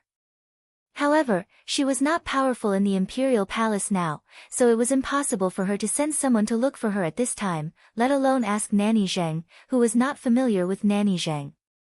Was she an acquaintance of Nanny Zheng? With an idea in mind, she walked to the chair and sat down. Invite Nanny Zheng in. Yes. Yu Jie bowed sideways and left.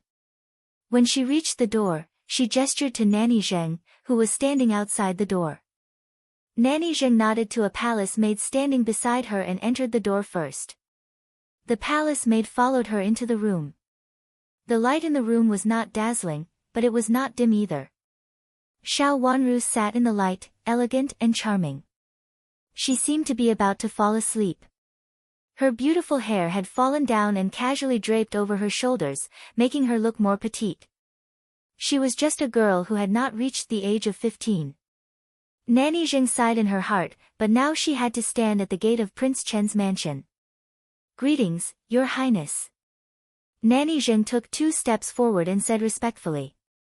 Xiao Wanru raised her head gently and said, "Nanny Zheng, you are too polite. What can I do for you to see me at this time?" As she spoke, her eyes fell on the palace maid who came in with Nanny Zheng. She was indeed a palace maid. She was dressed in a palace dress, but her face was covered with a veil, only revealing a pair of eyes. She looked very mysterious. At this time, she also bowed to Xiao Wanru respectfully. Yujie followed them in, but she stayed at the door and did not go forward. "Princess, please punish me." Nanny Zheng moved her lips as if she wanted to say something, but she suddenly knelt down and choked with sobs. Xiao Wanru widened her beautiful eyes in surprise and asked in astonishment, "Nanny Zheng, what are you doing? Just say it." "Your Highness, it's me who hid my identity. I used to work for Concubine Lan in the Imperial Palace." Nanny Zheng didn't get up but just said, "Concubine Lan." Xiao Wanru thought of the concubine whom she had only met once. Even though she only met her once, she still remembered her beauty very clearly. She stood up, walked up to Nanny Zheng, helped her up, and said softly, "You were driven out of the Imperial Palace. It really doesn't matter who you work for. Since you have left the Imperial Palace and I have taken you in, you are mine. It doesn't matter who you worked for before." Xiao Wanru had known something about Nanny Zheng for a long time. She knew that Nanny Zheng was driven out of the Imperial Palace because she had offended someone. She knew that Nanny Zheng couldn't find a good family to educate her miss, so she ended up in the Qin's mansion. However, these were all in the past, and Xiao Wanru didn't want to care about it. It was enough for Nanny Zheng to work for her wholeheartedly now. "Your Highness, I know that you are magnanimous, but it's my fault that I didn't explain it to you in person." Nanny Zheng was moved and gratified.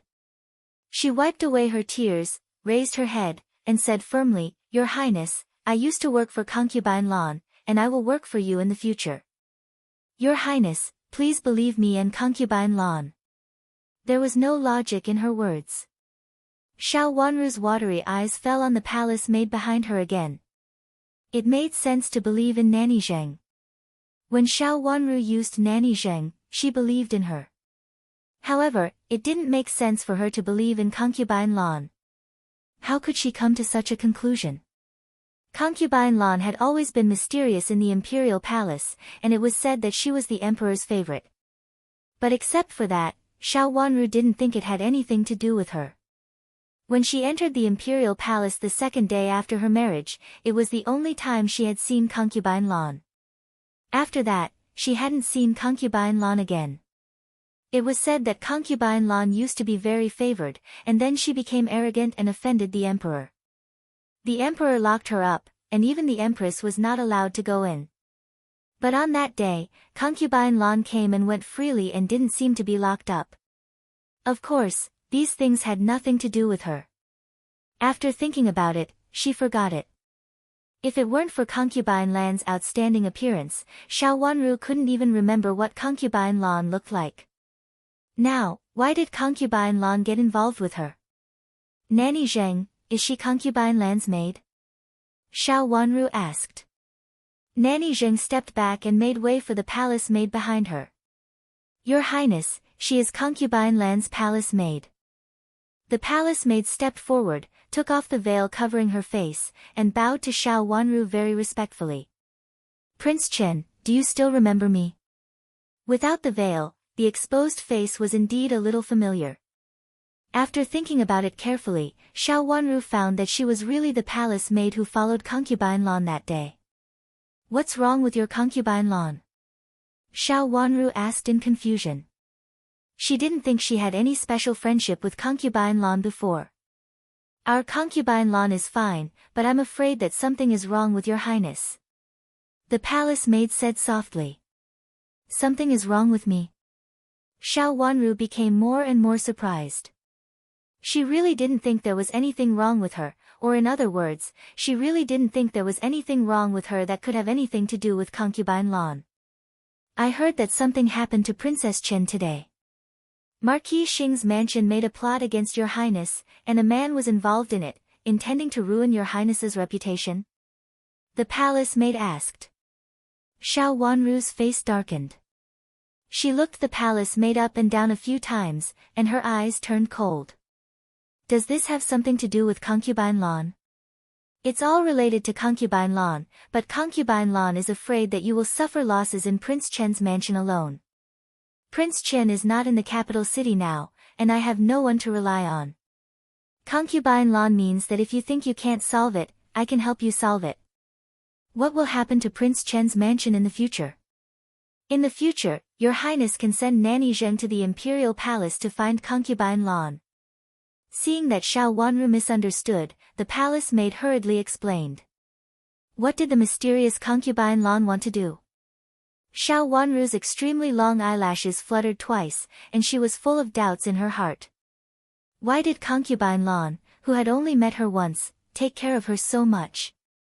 It sounded like there was no one in the mansion to support Chu Luchen when he was not here.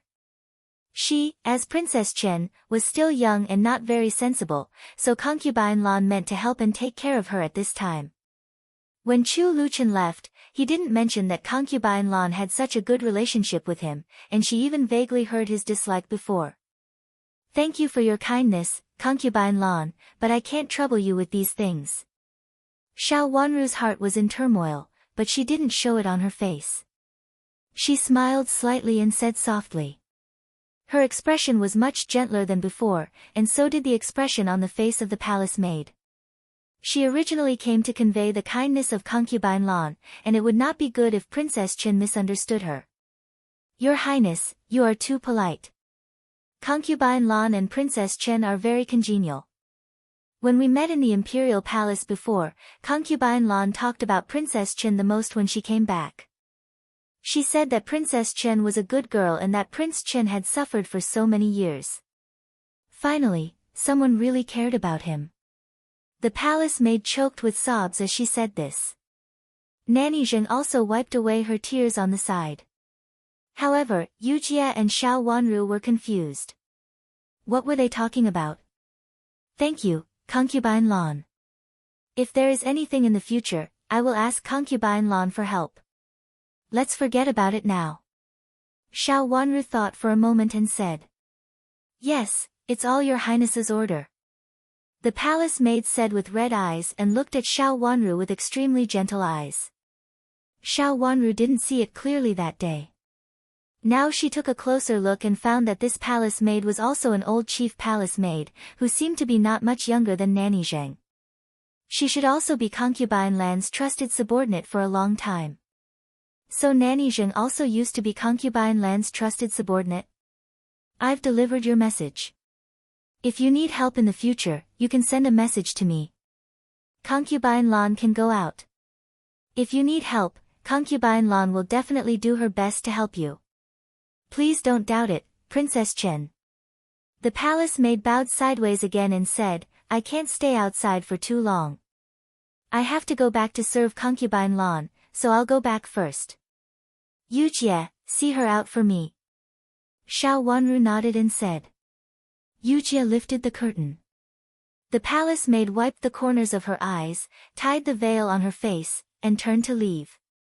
Yujie followed her out, leaving only Nanny Zheng and Xiao Wanru in the room. Nanny Zheng, were you concubine Lan's trusted subordinate in the past? Xiao Wanru asked slowly. If she didn't ask about it in the past, it would have nothing to do with her. But now she was involved in an inexplicable relationship. Even though concubine Lan expressed her kindness, Xiao Wanru had to doubt it. This matter had come about too mysteriously. If concubine Lan didn't get involved with Nanny Zheng, could it be Chu Luchen? The words of the palace maid beside Concubine Lan were really intriguing. Your Highness, I was indeed Concubine Lan's trusted subordinate in the past.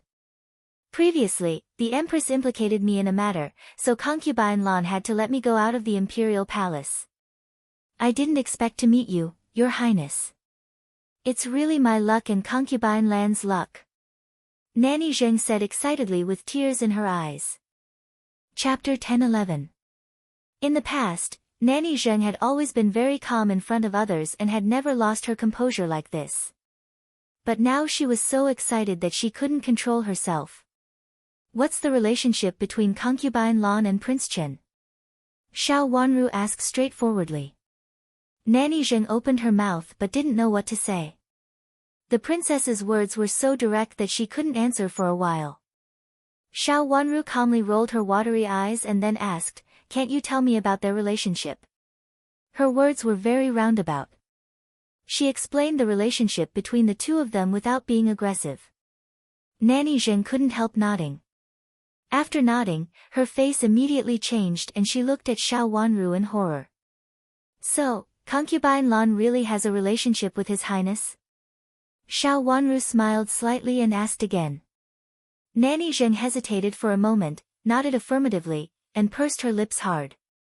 It was not her who said it, but the princess guessed it. She didn't say anything at the moment. Looking at Nanny Zheng's expression, Xiao Wanru smiled. It meant that Nanny Zheng couldn't say it, but she could ask. Does Concubine Lan mean Prince Chen? Xiao Wanru asked tentatively. Nanny Zheng was very anxious. She shook her head hard and looked at Xiao Wanru anxiously. She didn't know how the princess came up with such a conclusion, which was really terrible. After working for Xiao Wanru for a long time, Nanny Zheng certainly knew that the master she was working for was very extraordinary. Although she was a weak and slender woman, she was decisive and sometimes even fiercer than a man. She was also smart. The most important thing was that Prince Chen was very fond of Concubine Lan and she was the most important person in Prince Chen's heart. If the princess misunderstood Concubine Lan, it would be really bad. Xiao Wanru let out a sigh softly and asked slowly, does it mean that Concubine Lan is really kind to His Highness and won't hurt him? The inexplicable Concubine Lan also put a lot of pressure on her. The Empress Dowager had just learned about what had happened just now, but Concubine Lan had already got a general idea of what had happened. If it were the Empress, Xiao Wanru wouldn't have any doubts. But Concubine Lan was in who had been locked up for so many years.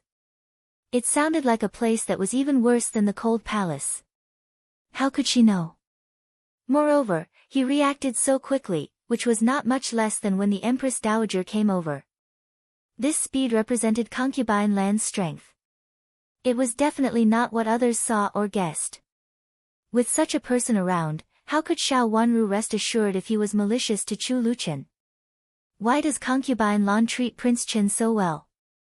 Xiao Wanru thought for a while and asked.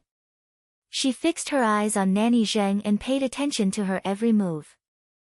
Nanny Zheng would definitely not answer this question, but Nanny Zheng could see something from it. As expected, Nanny Zheng nodded anxiously, shook her head, and then looked at Xiao Wanru anxiously, hoping that she could understand what she meant. Xiao Wanru's eyes became deep, and she looked at Nanny Zheng thoughtfully. Concubine Lan. She had never met Concubine Lan in her last life. Concubine Lan was a lofty figure and had nothing to do with a small painter like her. However, she felt that she could trust her. Could she really trust her? This feeling was very subtle, but she couldn't tell why. She only felt that there seemed to be something mysterious about it. She suppressed the doubts in her heart and said, "Can I ask Concubine Lan for help in the future?" She was not asking about the relationship between Concubine Lan and Chu Luchen. Nanny Zheng breathed a sigh of relief and answered in a hurry, "Yes, Your Highness, you can trust Concubine Lan. She will definitely help Prince Chen. As long as it's about Prince Chen's mansion, Concubine Lan will definitely protect Prince Chen and never let Prince Chen suffer losses." This matter had nothing to do with the topic that could not be talked about. Since Concubine Lan had sent someone here today, it meant this. She did not express her intention to make the princess misunderstand. Does Prince Chen know that concubine Lan is so protective of Prince Chen? Xiao Wanru asked tentatively. Nanny Zheng lowered her head and said with a bitter face, His Highness doesn't want concubine Lan to pay attention to him. What if the Empress wants to punish me? Will concubine Lan stand up for me? Xiao Wanru asked in another direction. Even if it's the Empress, concubine Lan will help you. Nanny Zheng nodded hard. For fear that Xiao Wanru didn't understand, she nodded a lot. Compared with the past, Nanny Zheng looked very excited today. There was doubt in the depths of her watery eyes, but she still looked calm and said, I see. Nanny Zheng, you can leave now. I have to go to the Imperial Palace tomorrow, so I have to trouble you to accompany me. This is what I should do. Nanny Zheng nodded and breathed a sigh of relief in her heart.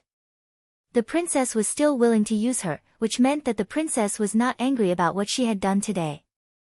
Xiao Wanru waved her hand. After bowing, Nanny Zheng retreated respectfully. When she retreated to the door, her eyes involuntarily turned red again. She muttered a few words to herself in a very low voice, but Yujia happened to come over quietly and heard some intermittent words. She originally wanted to say hello to Nanny Zheng, but Nanny Zheng looked very distracted. Without looking around, Nanny Zheng left in a hurry. Your Highness, I heard Nanny Zheng say at the door, God bless us, Bodhisattva bless us. And then she mumbled, but I didn't hear what she said clearly. After entering the door, Yujia first told Xiao Wanru about the palace maid and then mentioned Nanny Zheng. Yujia, what do you think of concubine Lan? Xiao Wanru asked thoughtfully. I think concubine Lan is good to Prince Chen's mansion. When I sent her away just now, the palace maid named Qing Mu also expressed her kindness to me. Yujia said, I don't think Prince Chen's mansion is of any use to concubine Lan. I've never heard that concubine Lan has a prince. Xiao Wanru nodded. She understood what Yujia meant. Since concubine Lan didn't have a prince, she was destined to have no other ideas and it was impossible for her to be against Prince Chen's mansion. Was she really showing kindness? But Xiao Wanru still didn't understand. There would be no unprovoked kindness in this world. There must be a reason, right? It was said that Chu Luqian and concubine Lan were fated to meet each other at first sight, but Chu Luqian and concubine Lan were not fated to meet each other.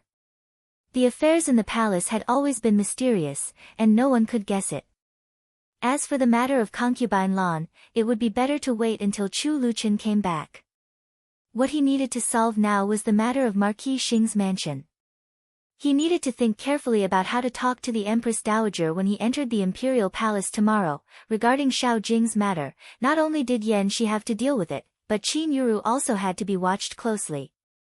She had a feeling that Qin Yuru would definitely have some problems. Sighing, the next morning, after taking the medicine, Xiao Wanru got up. She had just vomited blood the day before. Although she had rested for a day, her complexion was still not very good. Her face, which used to be pink and tender, was now pale and delicate. She looked very delicate and weak. She was wearing a light blue dress paired with a lavender 8-sided skirt. There was a belt of the same color around her waist, which made her slender and graceful. There was only a pearl hairpin in her hair, and there was a bunch of fine pearls hanging down from it. It was beautiful, and there was a hint of splendor in it, which made her delicate little face even more attractive. Except for her face being too pale, her lips were too pale. She entered the palace from the side door, and there was already a palace sedan chair waiting there. Prince Chen, the Empress Dowager invites you to take the palace sedan chair, lest you get hurt. A eunuch in the Empress Dowager's palace came forward and saluted with a smile. Xiao Wanru nodded softly. Yujia came forward and gave him a pouch. She said cleverly, "Thank you, eunuch. Our princess is indeed in poor health. Originally, she couldn't come here, but thinking that the Empress Dowager must be anxious, she forced herself to come here. Please take your time to carry the palace sedan chair later." The eunuch took the pouch with a smile. He reached out and pinched it. He immediately knew that it contained silver notes. "Don't worry, Your Highness. I will definitely tell them to be careful. You are not in good health, but you forced yourself to come here. You can't get tired again. Nanny Zheng helped Xiao Wanru sit down in the palace sedan chair. Then she stepped aside with Yu Jie and followed the palace sedan chair inside. They walked extremely steadily and slowly all the way. The original time to arrive at the Palace of Benevolent and Peaceful was doubled. When they arrived at the Palace of Benevolent and Peaceful, a palace maid serving the Empress Dowager had been waiting there for a long time. Seeing Xiao Wanru come out of the palace sedan chair, she hurriedly came over to salute and then led her to the main hall. There were many people in the Palace of Benevolent and Peaceful today. The Empress Dowager was naturally sitting at the top. Beside her sat Rui, and Great Elder Princess on one side and Ruiping Great Elder Princess on the other. Beside Ruiping Great Elder Princess sat Infanta Yuan, and Old Madam of Marquis Xing's mansion was also there. Then there were several madams. They were all very familiar. They were the older madams of yesterday. As soon as Xiao Wanru came in, everyone's eyes fell on her. Seeing that her lips were much lighter than usual, Rui, and Great Elder Princess felt distressed and her eyes turned red. In the past, Xiao Wanru's most outstanding feature was her bright red lips, but now they were pale. Xiao Wanru bowed in the hall, and immediately a palace maid came over to hold her. The Empress Dowager kindly pointed to a chair beside Rui, and Great Elder Princess and said, "Sit down and talk first. It doesn't look good." "Thank you, Empress Dowager," Xiao Wanru said softly. She walked to Rui, and Great Elder Princess with the help of a palace maid. She wanted to salute again, but was pulled by Rui, and Great Elder Princess and sat down in front of the chair. "You look like this. Why are you still so polite? You went to Marquis Xing's mansion peacefully, but you look like this. Your horoscope is really not in line with Marquis Xing's mansion." After saying that, she glared at Old Madam of Marquis Xing's mansion.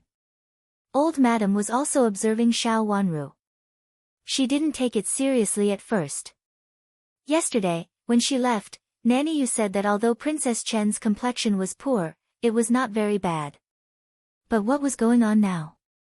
Xiao Wanru's situation was very bad at first glance. It was obvious that she had forced herself to come here. Old Madam couldn't help feeling nervous. Chapter 10-12. Old Madam's eyes fell on Xiao Wanru's face coldly, trying to see if Xiao Wanru was pretending. Xiao Wanru looked up, met Old Madam's eyes, and then smiled. She was now in a higher position than Old Madam, and the Empress Dowager's Palace of Benevolent and Peaceful was not a place to talk about family etiquette. "Princess Chen, I heard that when you went to Marquis Xing's mansion to pay respects to your parents yesterday, Qiu Yu of the Ministry of Justice hid behind the offering table. When you entered the door, you smelled the smell of the handkerchief in Madame Zhang's hand. You lost control of your emotions a little. After you suppressed it, you hurt yourself." Empress Dowager's face was very pale. Her most precious grandson had just left, and she had repeatedly said that she would help him take care of Princess Chen. It had only been a short time, and such a thing happened. The Empress Dowager was also full of anger at this time. Xiao Wanru raised her pale little face and replied softly, "Yesterday was indeed too coincidental. Maybe it's because I'm in poor health that I fainted again and again." He didn't blame anyone and only said that he was not in good health. The Empress Dowager nodded secretly and felt that this child was sensible, like Chen, who was lovable. "Since you are not in good health, don't go there these 2 days. You have observed mourning for your parents for 3 years and went to the Yuhui nunnery to mourn for them. It doesn't matter if you go there for 2 days." The Empress Dowager said. "That's not true. Yuan also said that there is no need to go there anymore. Princess Chen also said that she would go there before. Princess Chen has been in the Yuhui nunnery for 3 years. In order to observe mourning for her parents, Marquis Xing's mansion has never held a religious ceremony for so many years. Let other people in Marquis Xing's mansion follow her to worship." Princess Yuan followed the Empress Dowager's will and said. These words were also what the Empress Dowager liked to hear.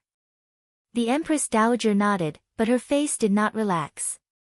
She turned to look at old Madam of Marquis Xing's mansion with an unfriendly look. They hadn't held a religious ceremony for so many years. At this time, they held such a religious ceremony in order to lure Xiao Wanru over. Then something happened.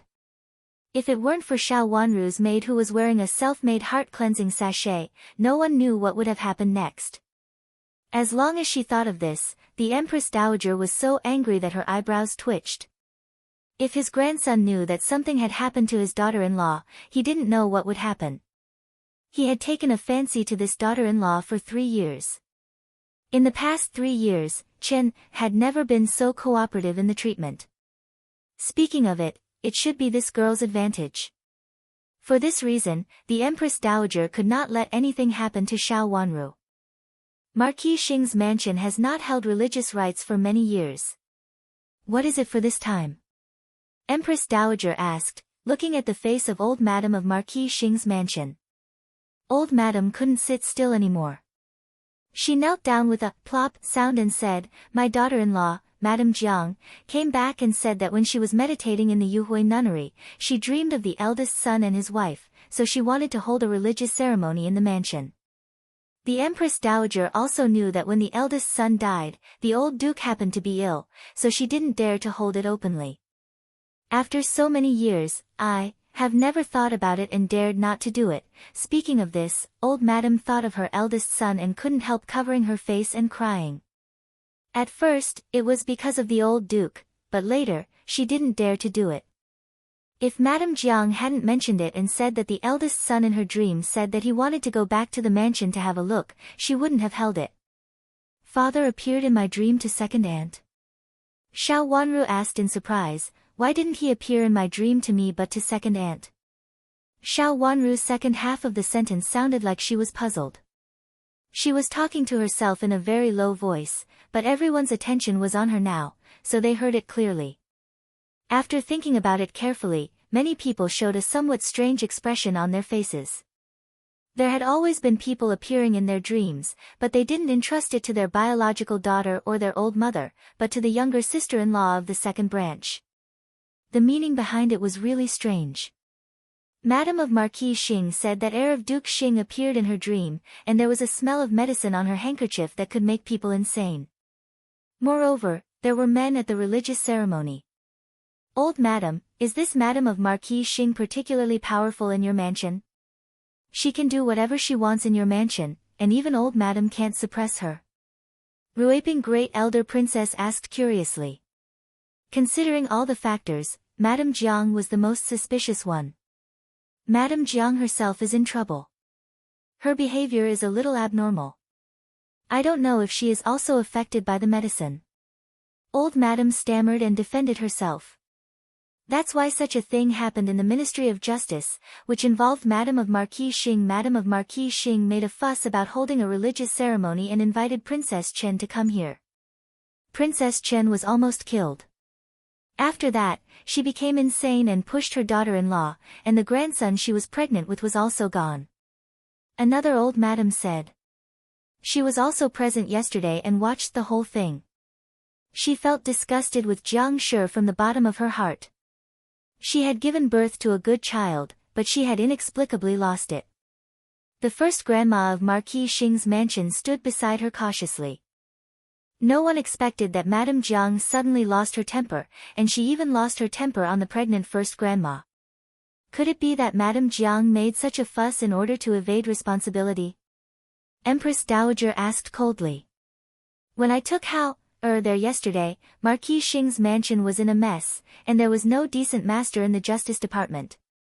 I accompanied Hao to preside over the religious ceremony. It was not until very late in the evening that someone from Marquis Xing's mansion came to ask me to go back, but they said that they wanted to leave Hao alone. I refused. Princess Bai Kaichen just had an accident, and they intended to let Hao have an accident tonight. Rui, and Great Elder Princess said angrily. She had already known about Xiao Wanru's accident yesterday. She had originally come to see it, but she could not leave for a while, leaving Xiao Yuanhao alone in Marquis Xing's mansion. Rui, and great elder princess, was really worried, so she had no choice but to send someone to Prince Chen's mansion to ask about Xiao Wanru's situation. After knowing that Xiao Wanru was fine, she was relieved to accompany Xiao Yuanhao. Speaking of this, Rui, and great elder princess, was also full of anger. She said that she could find a solution for her daughter and son-in-law, but she did not even have a master and let the monks and Taoist priests make noise there. Yesterday, something happened to my granddaughter-in-law, so I went to guard her. Madame Jiang looked a little abnormal, so I did not dare to let her stay. The situation was very critical, and the people in the mansion were all panicked, so they did not take care of the religious ceremony for a while. Old Madame lowered her head and said with grievance. So the son who is alive is good. Rui, and great elder princess, said casually. Xiao Wanru clenched her fists hard in her sleeves and then slowly put them down. Rui, and great elder princess's words hit the nail on the head. The son who was alive was good. Xiao Jing was the son old Madame cared about, and her father was the one who was abandoned. A trace of coldness flashed in her eyes. In this case, why did she pretend to be a mother and a filial son? It was so disgusting. Empress Dowager, let fathers do the religious ceremony in Prince Chen's mansion. Xiao Wanru sighed and said. How can we do that? Old Madame was shocked and hurriedly stopped her. If the religious ceremony of the former heir of Duke Xing was moved to her son-in-law's mansion halfway, how would people think of Marquis Xing's mansion? The face of Marquis's mansion would be lost. Why not? In my opinion, all these things are caused by Madame Jiang. The case of the Ministry of Justice should be true. Before Princess Chen returned to her family, she wanted to bite Princess Chen to death like crazy. When Princess Chen returned to her family, she wanted to make such a thing to frame Princess Chen. It was the same yesterday. Is she going to destroy Princess Chen? Rui, and great elder princess, said slowly. As an outsider, she had no burden to say this at all. Rui, and great elder princess, glanced at Rui, and great elder princess, and the smile on her face became much more amiable. No matter what would happen in the future, at least at this time, Rui, and great elder princess, was on Xiao Wanru's side. The case of the Ministry of Justice doesn't need to be retried. With what happened yesterday, it must be true. Old Madam, do you still listen to Madame Jiang? Another old Madam asked. She was also on Xiao Wanru's side. Were they all siding with him? Xiao Wanru raised her watery eyes and glanced at everyone's faces calmly. At last, her eyes fell on the Empress Dowager's face. There was obvious anger on the Empress Dowager's face. Xiao Wanru could tell that she was really angry. With a thought, she understood the reason. Although she played a part of the reason, the most important thing was the Empress Dowager's attitude. The Empress Dowager's attitude was so obvious that no one dared to go against her. Empress Dowager, it's not that I want to protect her. It's just that she is mentally abnormal. Old Madame kowtowed heavily 3 times and said with tears, I didn't find it before. After the incident yesterday, Madame Jiang looked very abnormal. I asked the old maid who served her and she said that Madame Jiang has been like this recently. Sometimes she wants to be sober, sometimes she is confused, and sometimes she even fights. Abnormal. Xiao Wanru's long eyelashes fluttered twice to hide the trace of sarcasm in her eyes. This was really a good reason.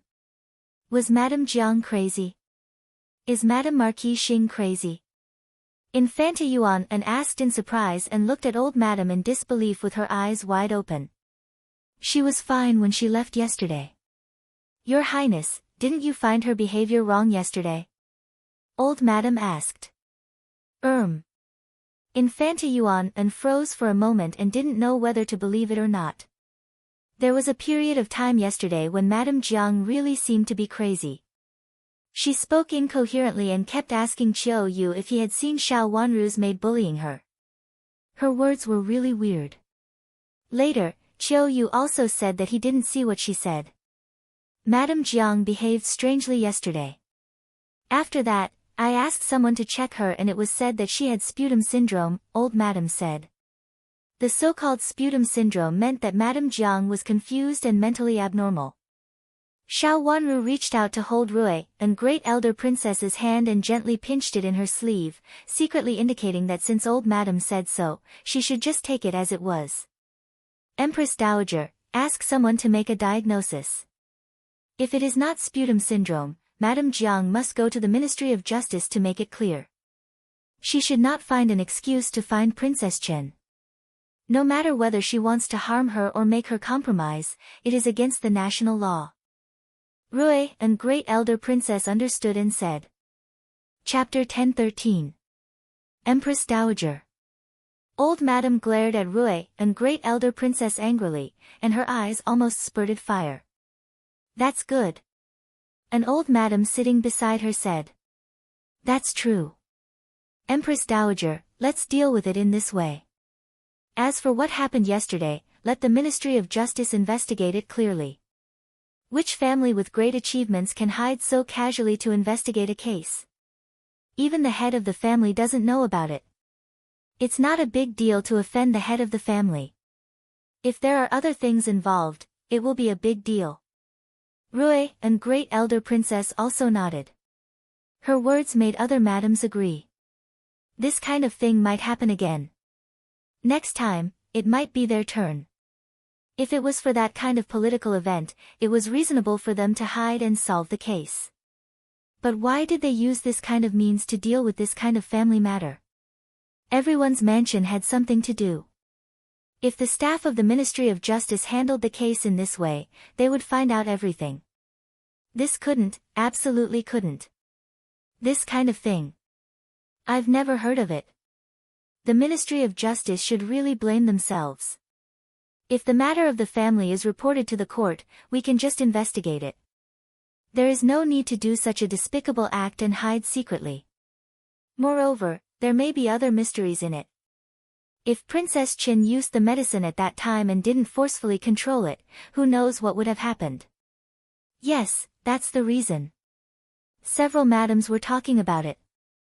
Old madam's words had long been covered by others' words, and the Empress Dowager didn't hear it at all.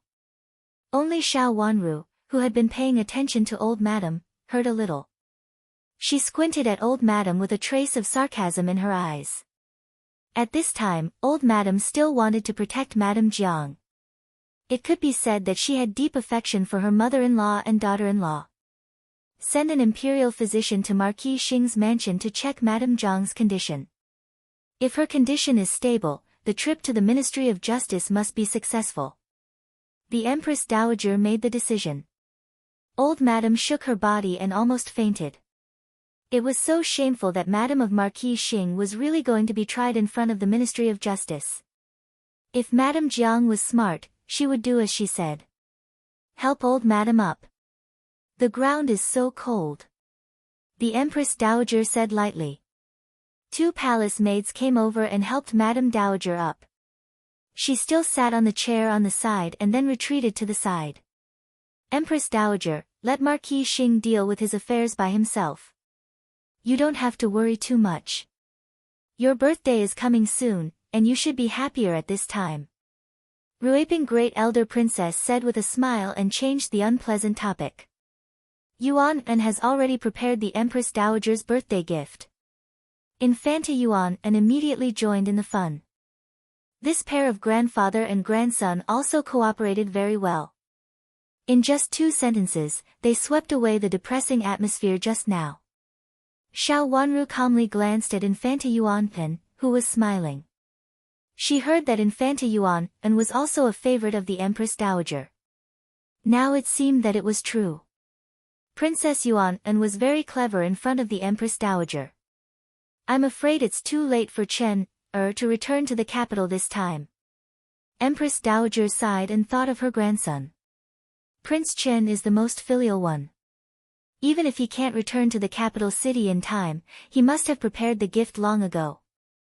Infanta Yuan An teased. Her words made the Empress Dowager laugh. Chen did send the gift to me early, but he has gone so far this time, so I'm really worried. I think it's better for him to come back early. After saying that, the Empress Dowager frowned slightly and looked worried. Infanta Yuan unrolled her eyes and said with an increasingly gentle smile, "Don't worry, Empress Dowager. Prince Chen just sent the envoy to the border, so he naturally won't go there. Even if something happens, he will be very safe." Chu Luchen sent the envoy to the border and then sent the troops to the border, so he didn't need to take risks personally. That being said, I always feel worried. Chen is not in good health. I'm always worried about him after he has gone so far this time. The Empress Dowager sighed. As long as she thought of her grandson running such a long distance and staying in such a dangerous place, the Empress Dowager couldn't eat or sleep well these days, for fear that something would happen if she was not careful. Imperial Grandmother, don't worry. If Prince Chen knows that you are so worried, I'm afraid that he will also miss you, Xiao Wanru said softly. Empress Dowager, Prince Chen has always been filial. You are so worried about him that you don't even care about your birthday.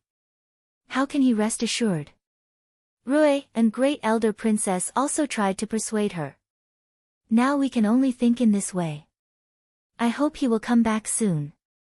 I can tell that Su country is not a good place. Su country was too far away, so the Empress Dowager had only heard of it. She felt that everything about Su country was very strange.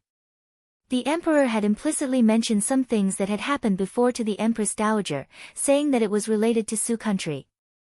Empress Dowager, I heard that some of the remnants of the previous dynasty escaped to Su country. I wonder if it is true. A madam suddenly thought of this matter and asked. They all said so. They also said that more than a decade ago, although those who rebelled were killed, there were still some who escaped, another madam said. Xiao Wanru didn't answer, but her eyes flickered slightly and she focused her attention. What happened more than a decade ago, which was the time when her father died, was what she was most concerned about now. Although these madams didn't know anything, they might be able to get some unexpected revelations from their words. I also heard so. It seems that some people escaped to Su country at that time, and there were people in Su country who helped them. Otherwise, they couldn't have been found as soon as they entered, Rui and Great Elder Princess said. Really? Then the trip to Su country. A madam covered her mouth with a handkerchief in surprise and said. If it was true, the trip to Su country would not be so easy to solve. Prince Chen didn't go there as an envoy and just stayed at the border. With so many troops at the border, Su country didn't dare to do anything.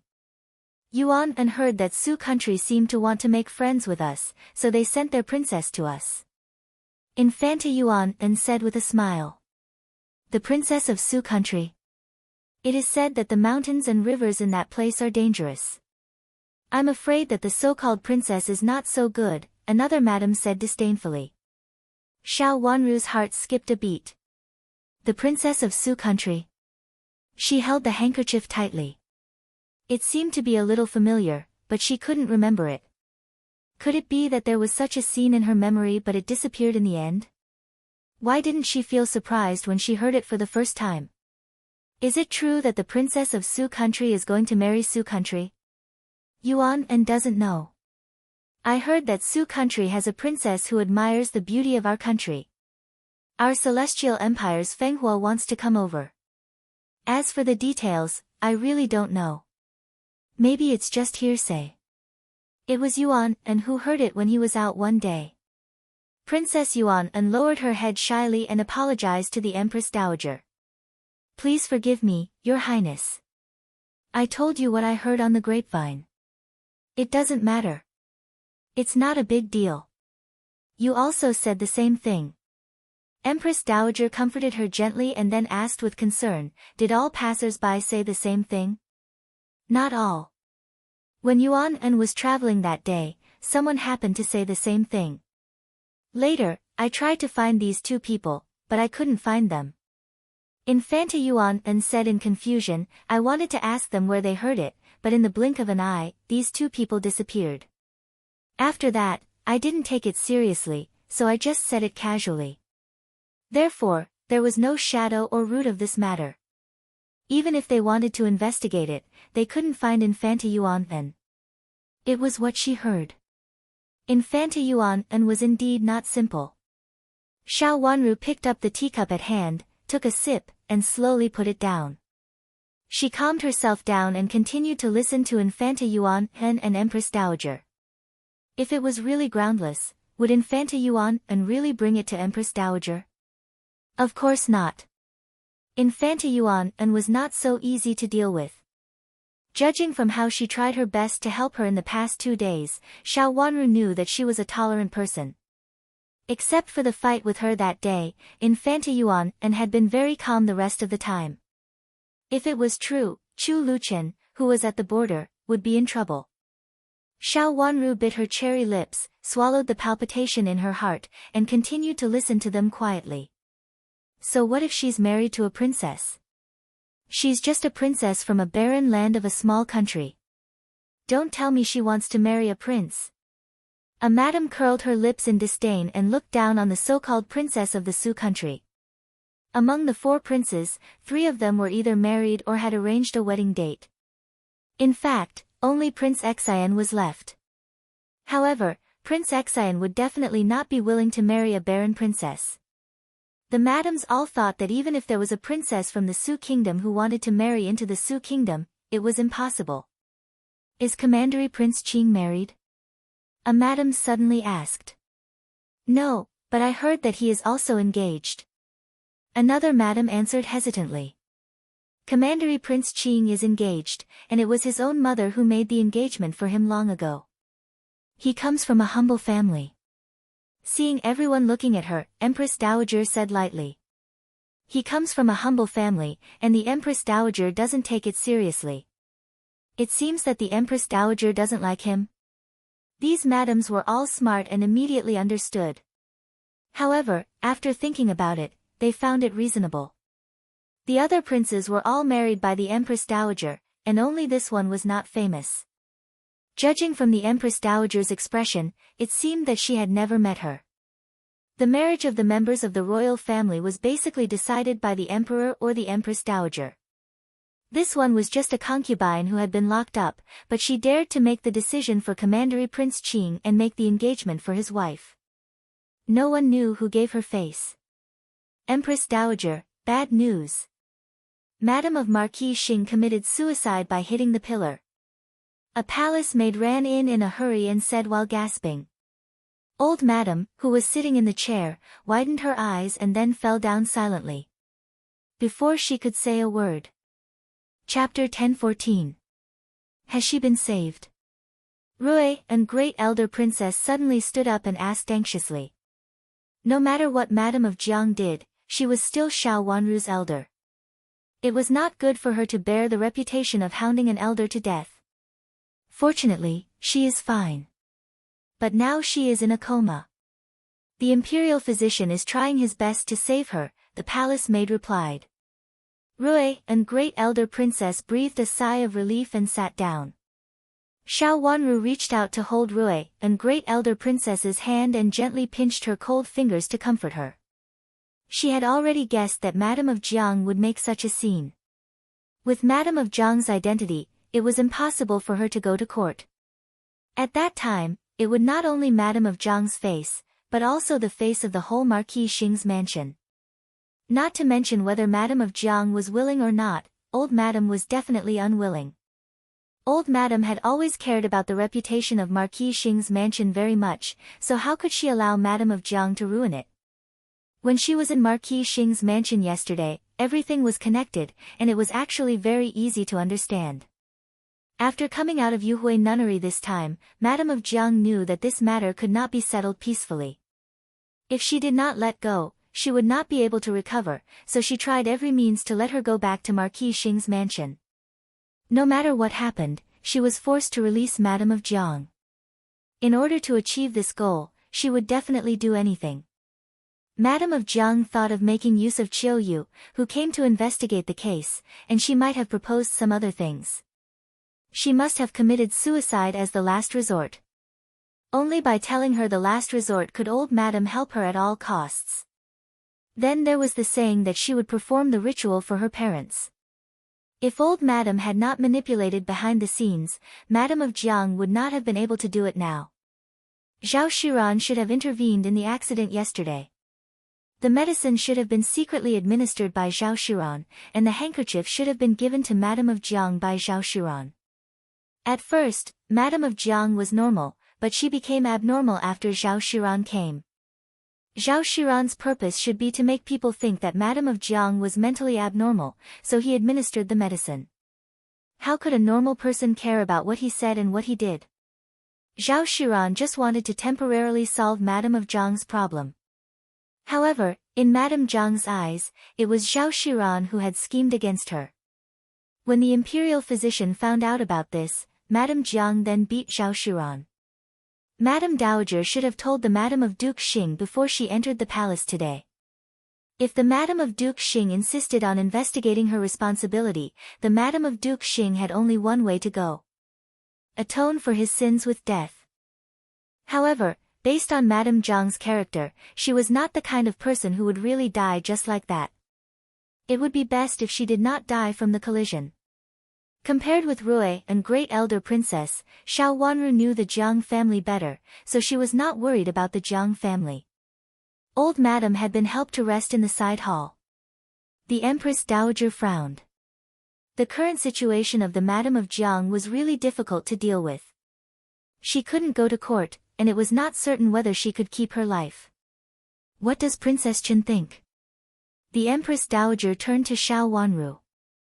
Xiao Wanru couldn't bear the reputation of hounding an elder to death, and she couldn't bear the reputation of hounding an official's wife to death either.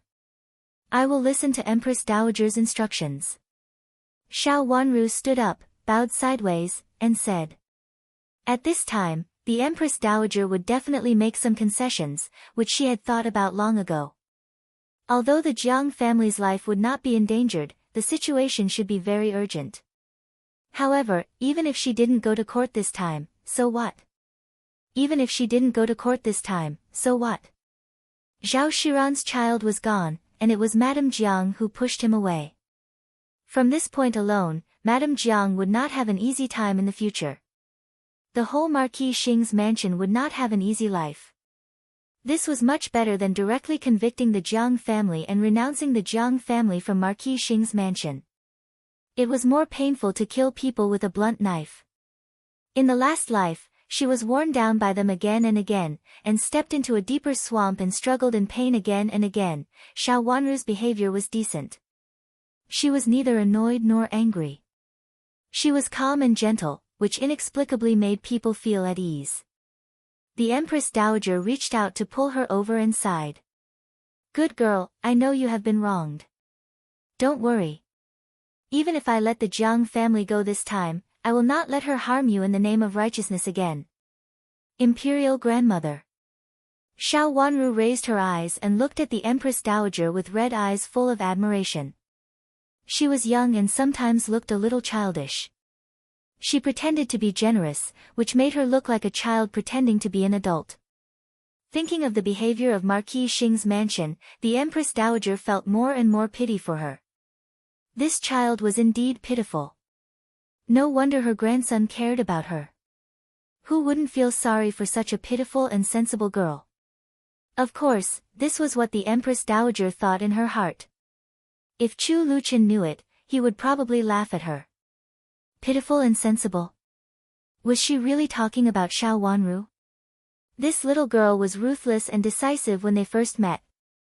If she had been sensible, she would not have overturned the bridal sedan chair on the spot. Of course, Chu Luqian felt that this was what he appreciated most. If he liked her, he liked her. If he didn't like her, he didn't like her.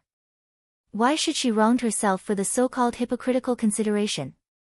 Madame Jiang has a bad character and evil intentions. She is mentally abnormal. She can't be the legal wife and should be demoted to a concubine, the Empress Dowager said coldly. Demoting a wife to a concubine would basically not happen.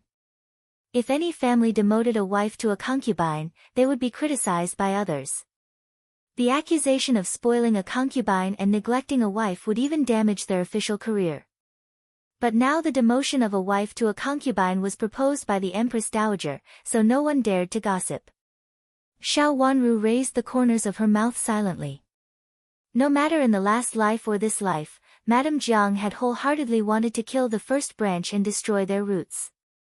Her goal was the title and the glory. Now the title and the glory were still there, but they had nothing to do with her. He didn't know how crazy she would be after she woke up. Was she mentally abnormal? Then she could continue to be abnormal in the backyard of Marquis Xing's mansion. In the past, Madame Jiang and Xiao Jing's interests were the same, but now she was no longer a concubine. Could she continue to control Marquis Xing's mansion? Madame Jiang had been scheming all her life, but now she ended up like this. She had brought this upon herself. Moreover, the cause and effect between her and Zhao Shiran had just begun. Zhao Shiran was not her in the last life. Of course, Zhao Shiran's interests were the same as Madame Jiang's now, but Xiao Jing was not. Marquis Xing's mansion was really in chaos. That was good. Some of the past events would be turned over more and more, and it would become more and more obvious. Imperial grandmother, second uncle is actually not wrong. Third aunt is not in good health. If Madame Jiang is demoted, there will be no one to take care of the backyard for second uncle. This is not very good. I hope Imperial grandmother can forgive Madame Jiang. Xiao Wanru knelt down, put her hands on the Empress Dowager's knees, and pleaded. Since it has become like this, why are you still begging for mercy? Although your second uncle is not wrong, he may not have done anything. Did he teach his wife in bed? Now that he is demoted as a concubine, we should pay more attention to him and let him get married as soon as possible. Rui and great elder princess sighed and said, You are so kind. Let Marquis Xing marry a noble girl from a famous family. The Empress Dowager made a conclusion. Demote me as a concubine? Madame Jiang sat at the head of the bed. In the dim light, there was a bit of gloominess and madness in her eyes. When she fainted, she was in the main courtyard where she had lived before. When she woke up, she was in such a simple room. There was no one else around her, except for an old maid, who she had brought down from the Yuhui nunnery. That's true. An imperial edict came from the palace, so Marquis asked someone to move you here. You will be concubine Jiang from now on. The old maid sat on the round stool in front of her, looking full of displeasure. If I had known that concubine Jiang was so useless, I would not have come to you at that time. I even said that there would be nothing serious this time. It is an opportunity. Now tell me, concubine Jiang, what is this opportunity? Madame Jiang's face turned livid when she was asked, but she couldn't say a word. After a long while, she gritted her teeth and said, Go and ask the first young master to come here. At present, in this mansion, only her son was the closest to her. First young master. Concubine Jiang, have you forgotten that the first young master is now accompanying first grandma? Concubine Jiang pushed first grandma's child away, which is also the first young master's child. Have you forgotten that? The old maid sneered. Madame Jiang pushed first grandma Xiao like crazy, causing first grandma Xiao to miscarry. At this time, she was still looking for a son. We can still have children in the future. What are you afraid of? Zhao Shiran is not a good person. She even plotted against me. So what if I slapped her? She didn't stand still and fell, but she blamed me. Madame Jiang said angrily and slapped the cold and hard quilt hard. This quilt was not comparable to the one she used before.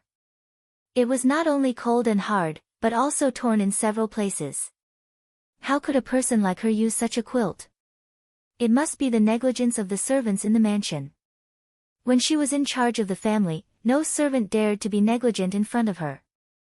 Now they dared to step on her head. Madam, if you think so, then I have nothing to say.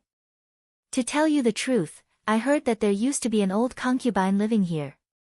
After the old concubine died, this place became empty. I heard from the people in your mansion that she died a violent death, so no one has lived here. Now it is left to you. I guess they are not afraid that you will die a violent death. There are people watching outside the courtyard, so you can't leave if you want. The old maid said grumpily.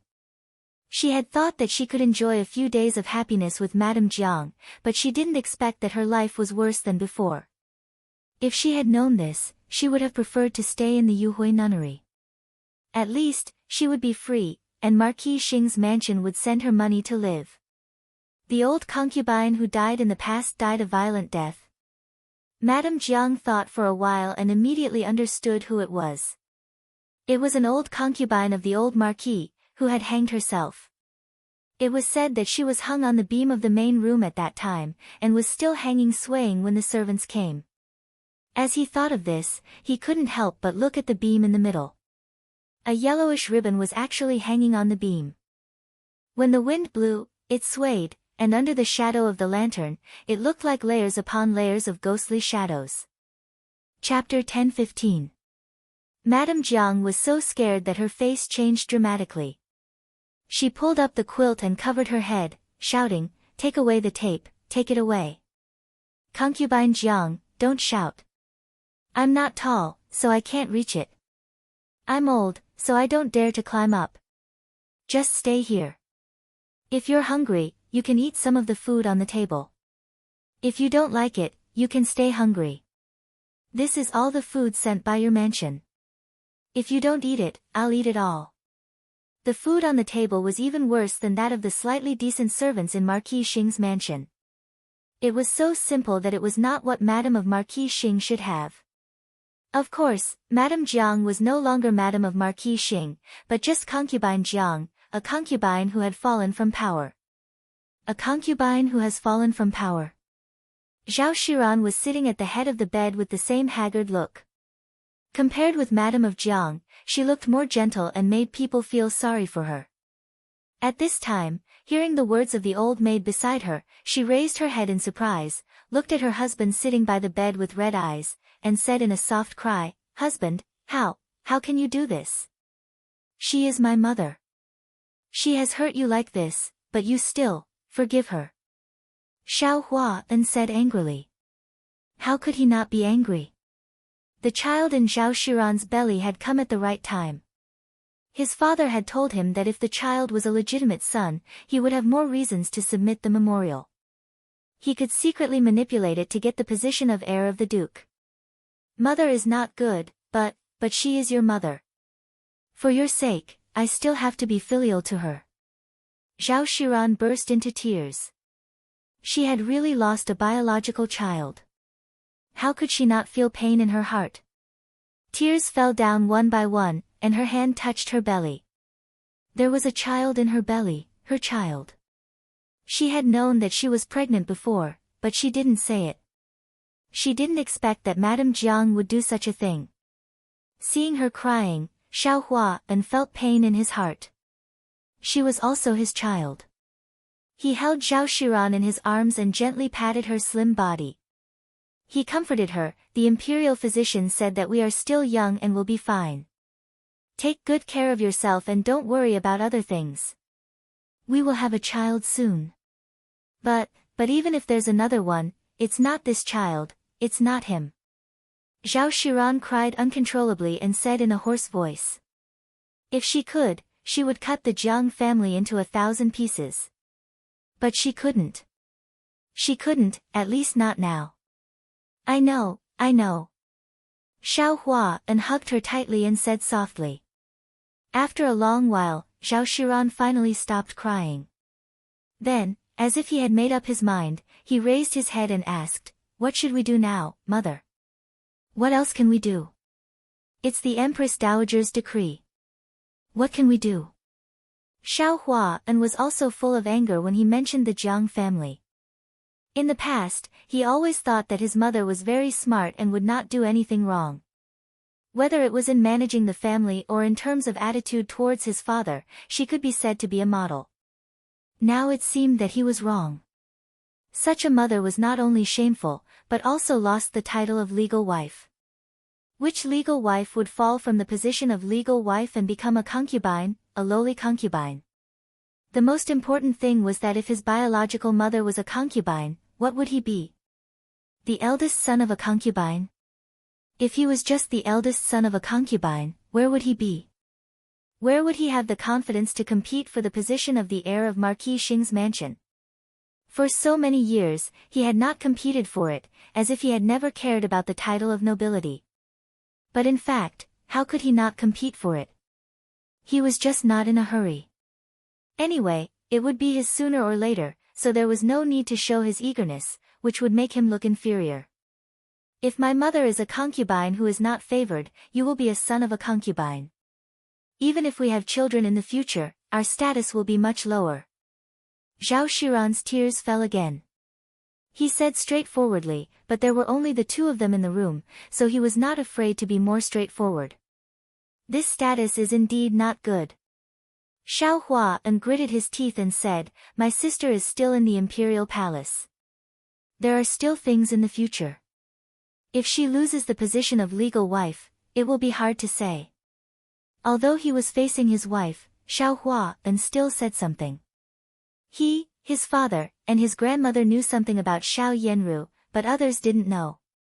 When everything was uncertain, no one could predict the future. At this time, the more he said, the more mistakes he would make, and it would be easier for his family to be killed. It was best to be cautious. It was easier for him to put his thoughts on his sister. Then what should we do? I heard that the Empress Dowager wants my father to marry another noble girl. If he really marries another noble girl and gives birth to a child, husband, what should we do? Zhao Shiran shivered and thought of a worse future. The child of a noble girl, and the youngest son was favored, would have nothing to do with Xiao Hua then. My father will not marry her. Xiao Hua shook his head affirmatively and said, if he marries her, even if he gives birth to a child, the child will be younger than Hao. It will be more disadvantageous for my father. Although it is disadvantageous, it is not impossible. Zhao Shiran had another attitude. Of course, they were talking about the title of nobility. Xiao Yuanhao was young, so it was quite suitable for Xiao Hua to inherit the title of nobility. But what if Xiao Hua gave birth to a younger legitimate son? Husband, I will forgive my mother and be filial to her. My mother is just weak, and she is a little mentally abnormal in the Yuhui nunnery. She thinks too much. She doesn't really want to hit me. Zhao Shiran reached out and shook Xiao Hua's sleeve and said. You are really willing to take the responsibility? Xiao Hua hesitated. For you, I can take the responsibility. Zhao Shiran lowered her head, and tears fell down again, which made Xiao Hua feel distressed again. He did take a fancy to Zhao Shiran, otherwise, he would not have delayed the marriage until now. Now, seeing her aggrieved and sad but having no choice but to endure it, how could he feel good in his heart? He reached out and patted her back, don't worry, I will not let you down. When the time comes, everything will be yours. Mother's health is not good, just take care of her. Of course, what he meant was that Madame of Duke Xing's mansion could not order Zhao Shiran to do anything in the future.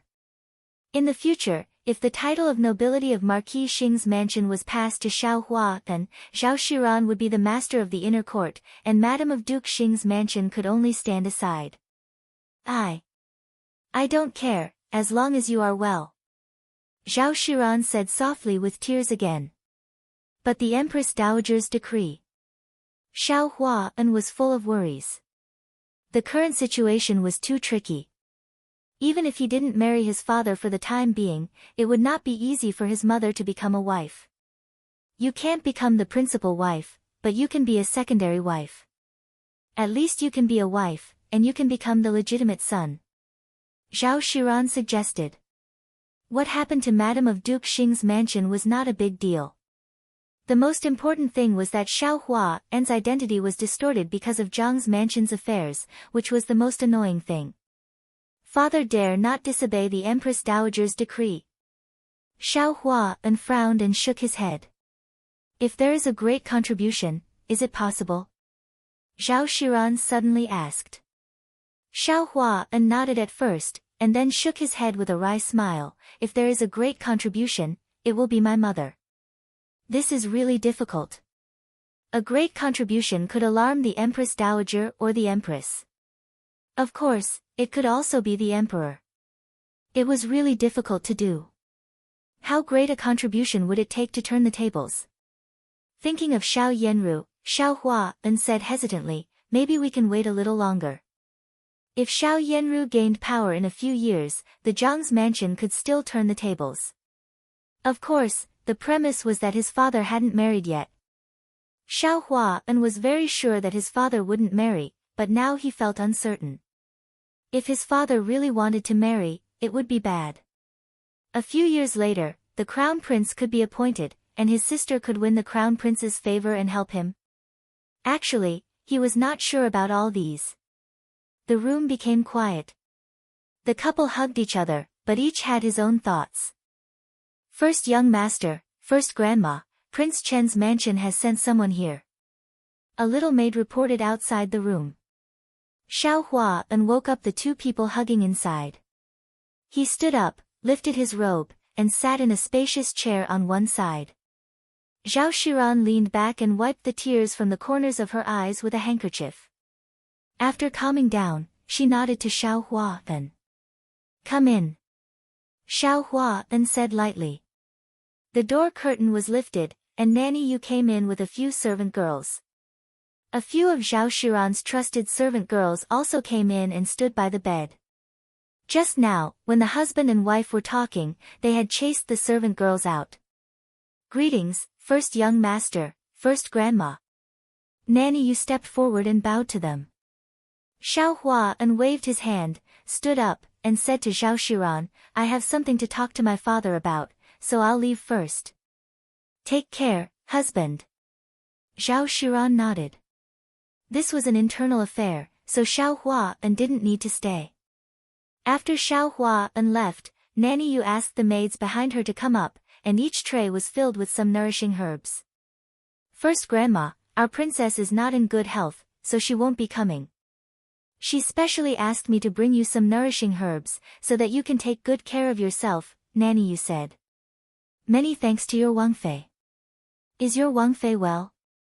I should be the one to visit her, but in my current condition." Zhao Shiran's eyes turned red again, and her voice was a little choked with sobs. Nanny Yu hurriedly said, "First grandma is not in good health, and our princess also knows that. First grandma, you should take good care of yourself. You don't have to worry about other things." "Thank you, your princess," Zhao Shiran said, moved. Suddenly, the corner of her eyes drifted to the tray in the hands of the last maid, and she was stunned. Chapter 10:16. The tray of the last servant girl did not contain medicinal materials, but a few pieces of clothes on it. They were very gorgeous clothes with bright and dazzling colors. However, upon a closer look, they were not the best brocade, which did not match Xiao Wanru's current status as Princess Chen. In fact, the principal servant girls of Marquis Xing's mansion would use some of this kind of satin, but the color was not so bright. This. Zhao Shiran was very surprised. "Your princess is..." "Our princess said that now that concubine Jiang has become a concubine, her life in Marquis Xing's mansion will probably be more difficult in the future.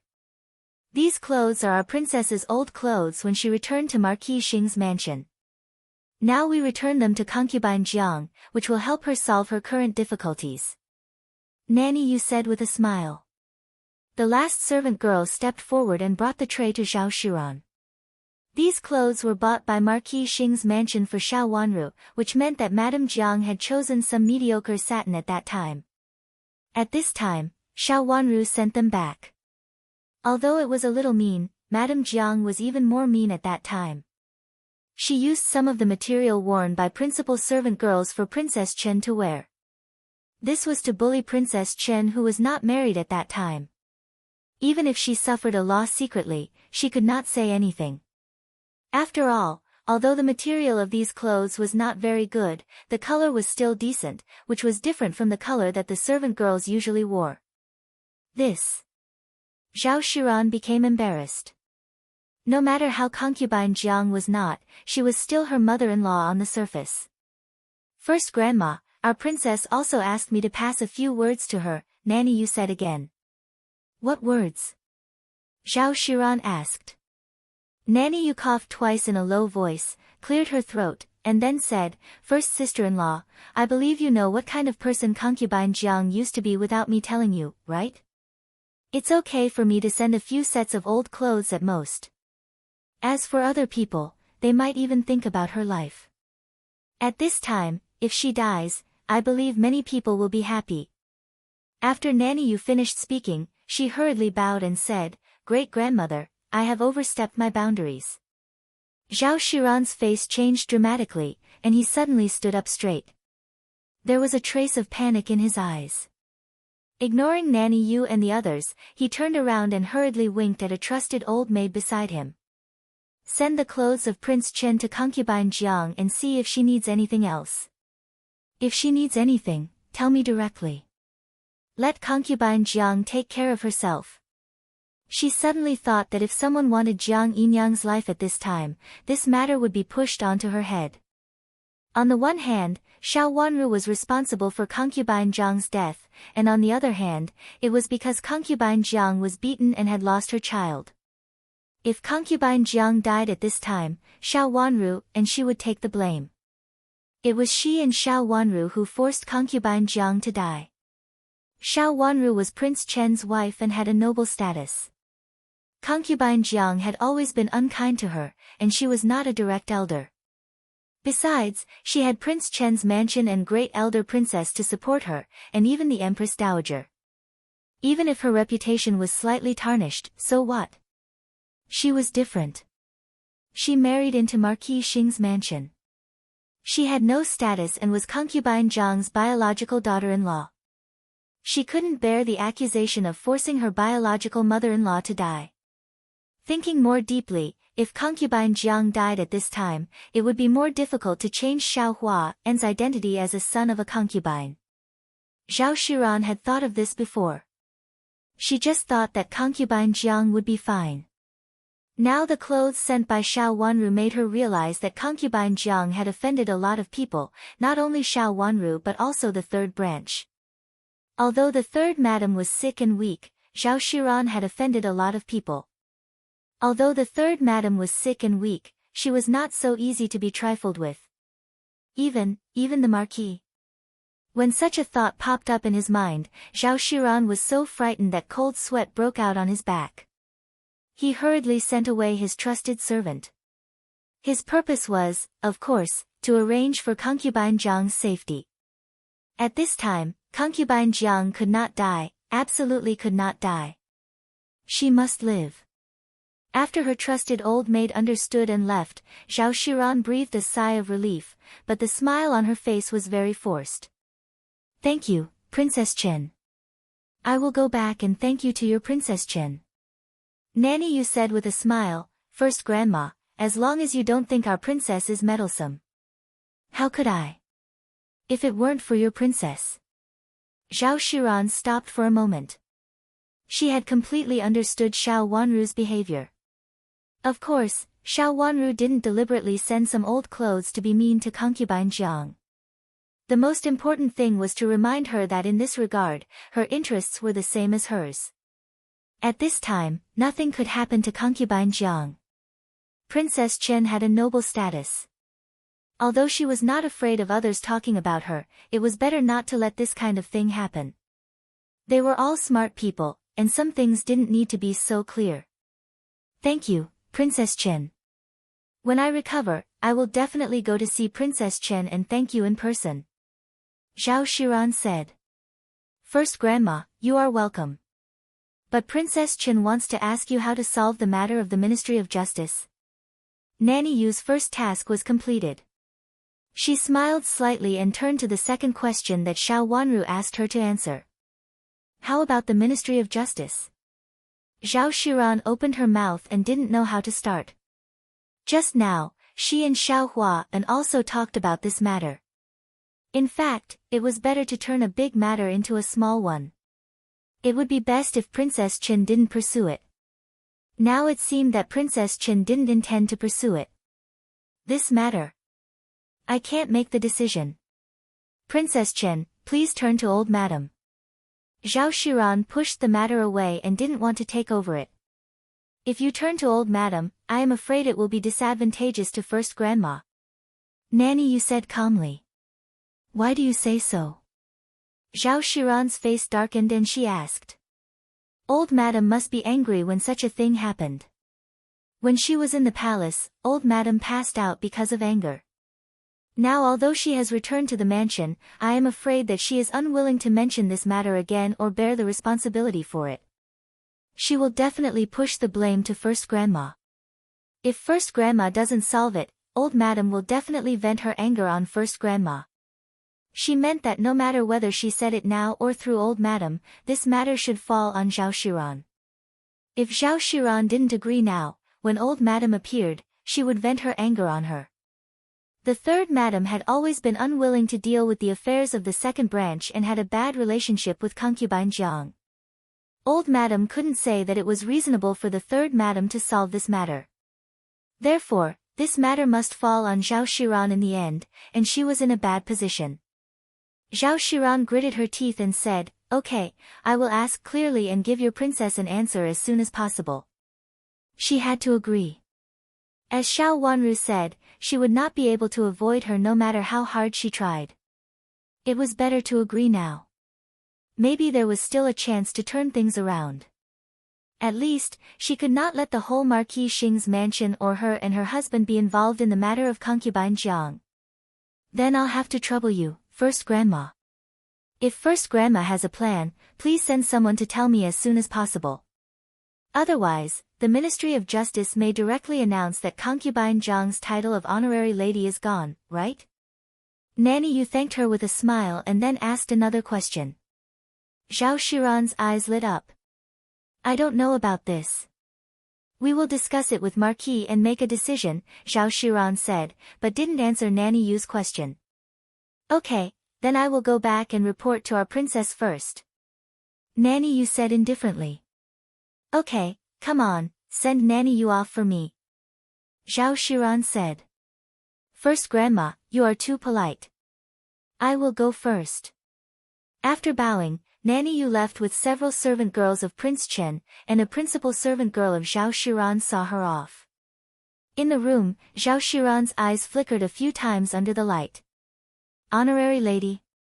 In a hurry, there was no time to revoke Madame Jiang's title of honorary lady. In other words, Madame Jiang was still a concubine with the title of honorary lady. Just for this point, it was very profitable. Come on, invite the first young master here. After calming down, Zhao Shiran gave an order. She couldn't make the decision alone, so it was up to Xiao Hua and to make the decision. When Nanny Yu returned to Prince Chen's mansion and reported to Xiao Wanru was pasting a painting under the lamp. It was a painting made of maple leaves. It was a painting of a lady in the autumn forest. The maple leaves of different shades not only decorated the maple leaves under the setting sun, but also decorated the lady's fluttering skirt and belt. Only the key parts were slightly drawn with lines, and the rest were trimmed into different shapes with maple leaves and decorated. Of course, she had to draw another painting in advance, and then she could paste the maple leaf painting in front of her according to that painting. At present, there was not much work to do. Because she had practiced before, Xiao Wanru was quite familiar with the technique. It was something that she had prepared long ago. She planned to use this painting for the Empress Dowager's birthday, so she pasted it very carefully. After listening to Nanny Yu's report, Xiao Wanru took 2 steps back and looked at her unfinished painting. Then she put down the untrimmed maple leaves in her hand, washed her hands in the clear water beside her, and gently wiped her hands with a white handkerchief. She asked softly, "How was first grandma when you left?" First grandma should have realized what I meant, so she didn't answer my question. Your Highness, I just don't understand. What does it matter to concubine Jiang whether the title of honorary lady exists or not? Although Nanny Yu said it according to Xiao Wanru's words, she actually didn't understand what it meant. Xiao Wanru smiled slightly and sat down in a chair. She took the teacup handed by Chu Lu, wiped the foam with the lid, and put it down. Since she has the title of honorary lady, she doesn't have to go to the court. Even if she doesn't have to go, can concubine Jiang overturn the case? Nanny Yu became more and more confused. She used to live in Jiangzhou, so she was not familiar with some things about the madams of aristocratic families with the title of honorary lady. At that time, she could only see a few madams with the title of honorary lady, and no one would come to tell her in detail about it, so she seemed particularly confused. Madams with the title of honorary lady have privileges, and the Jiang family can make a fuss about it. Moreover, there is actually a key point in the matter of the Jiang family. This key point has not been noticed before, because some people think that the interests of the Jiang family are the same, but in fact, the interests of Marquis Xing's mansion are not completely the same. Xiao Wanru said meaningfully, and her eyes became slightly gloomy. Only when there was profit to be made could Marquis Xing's mansion become more lively.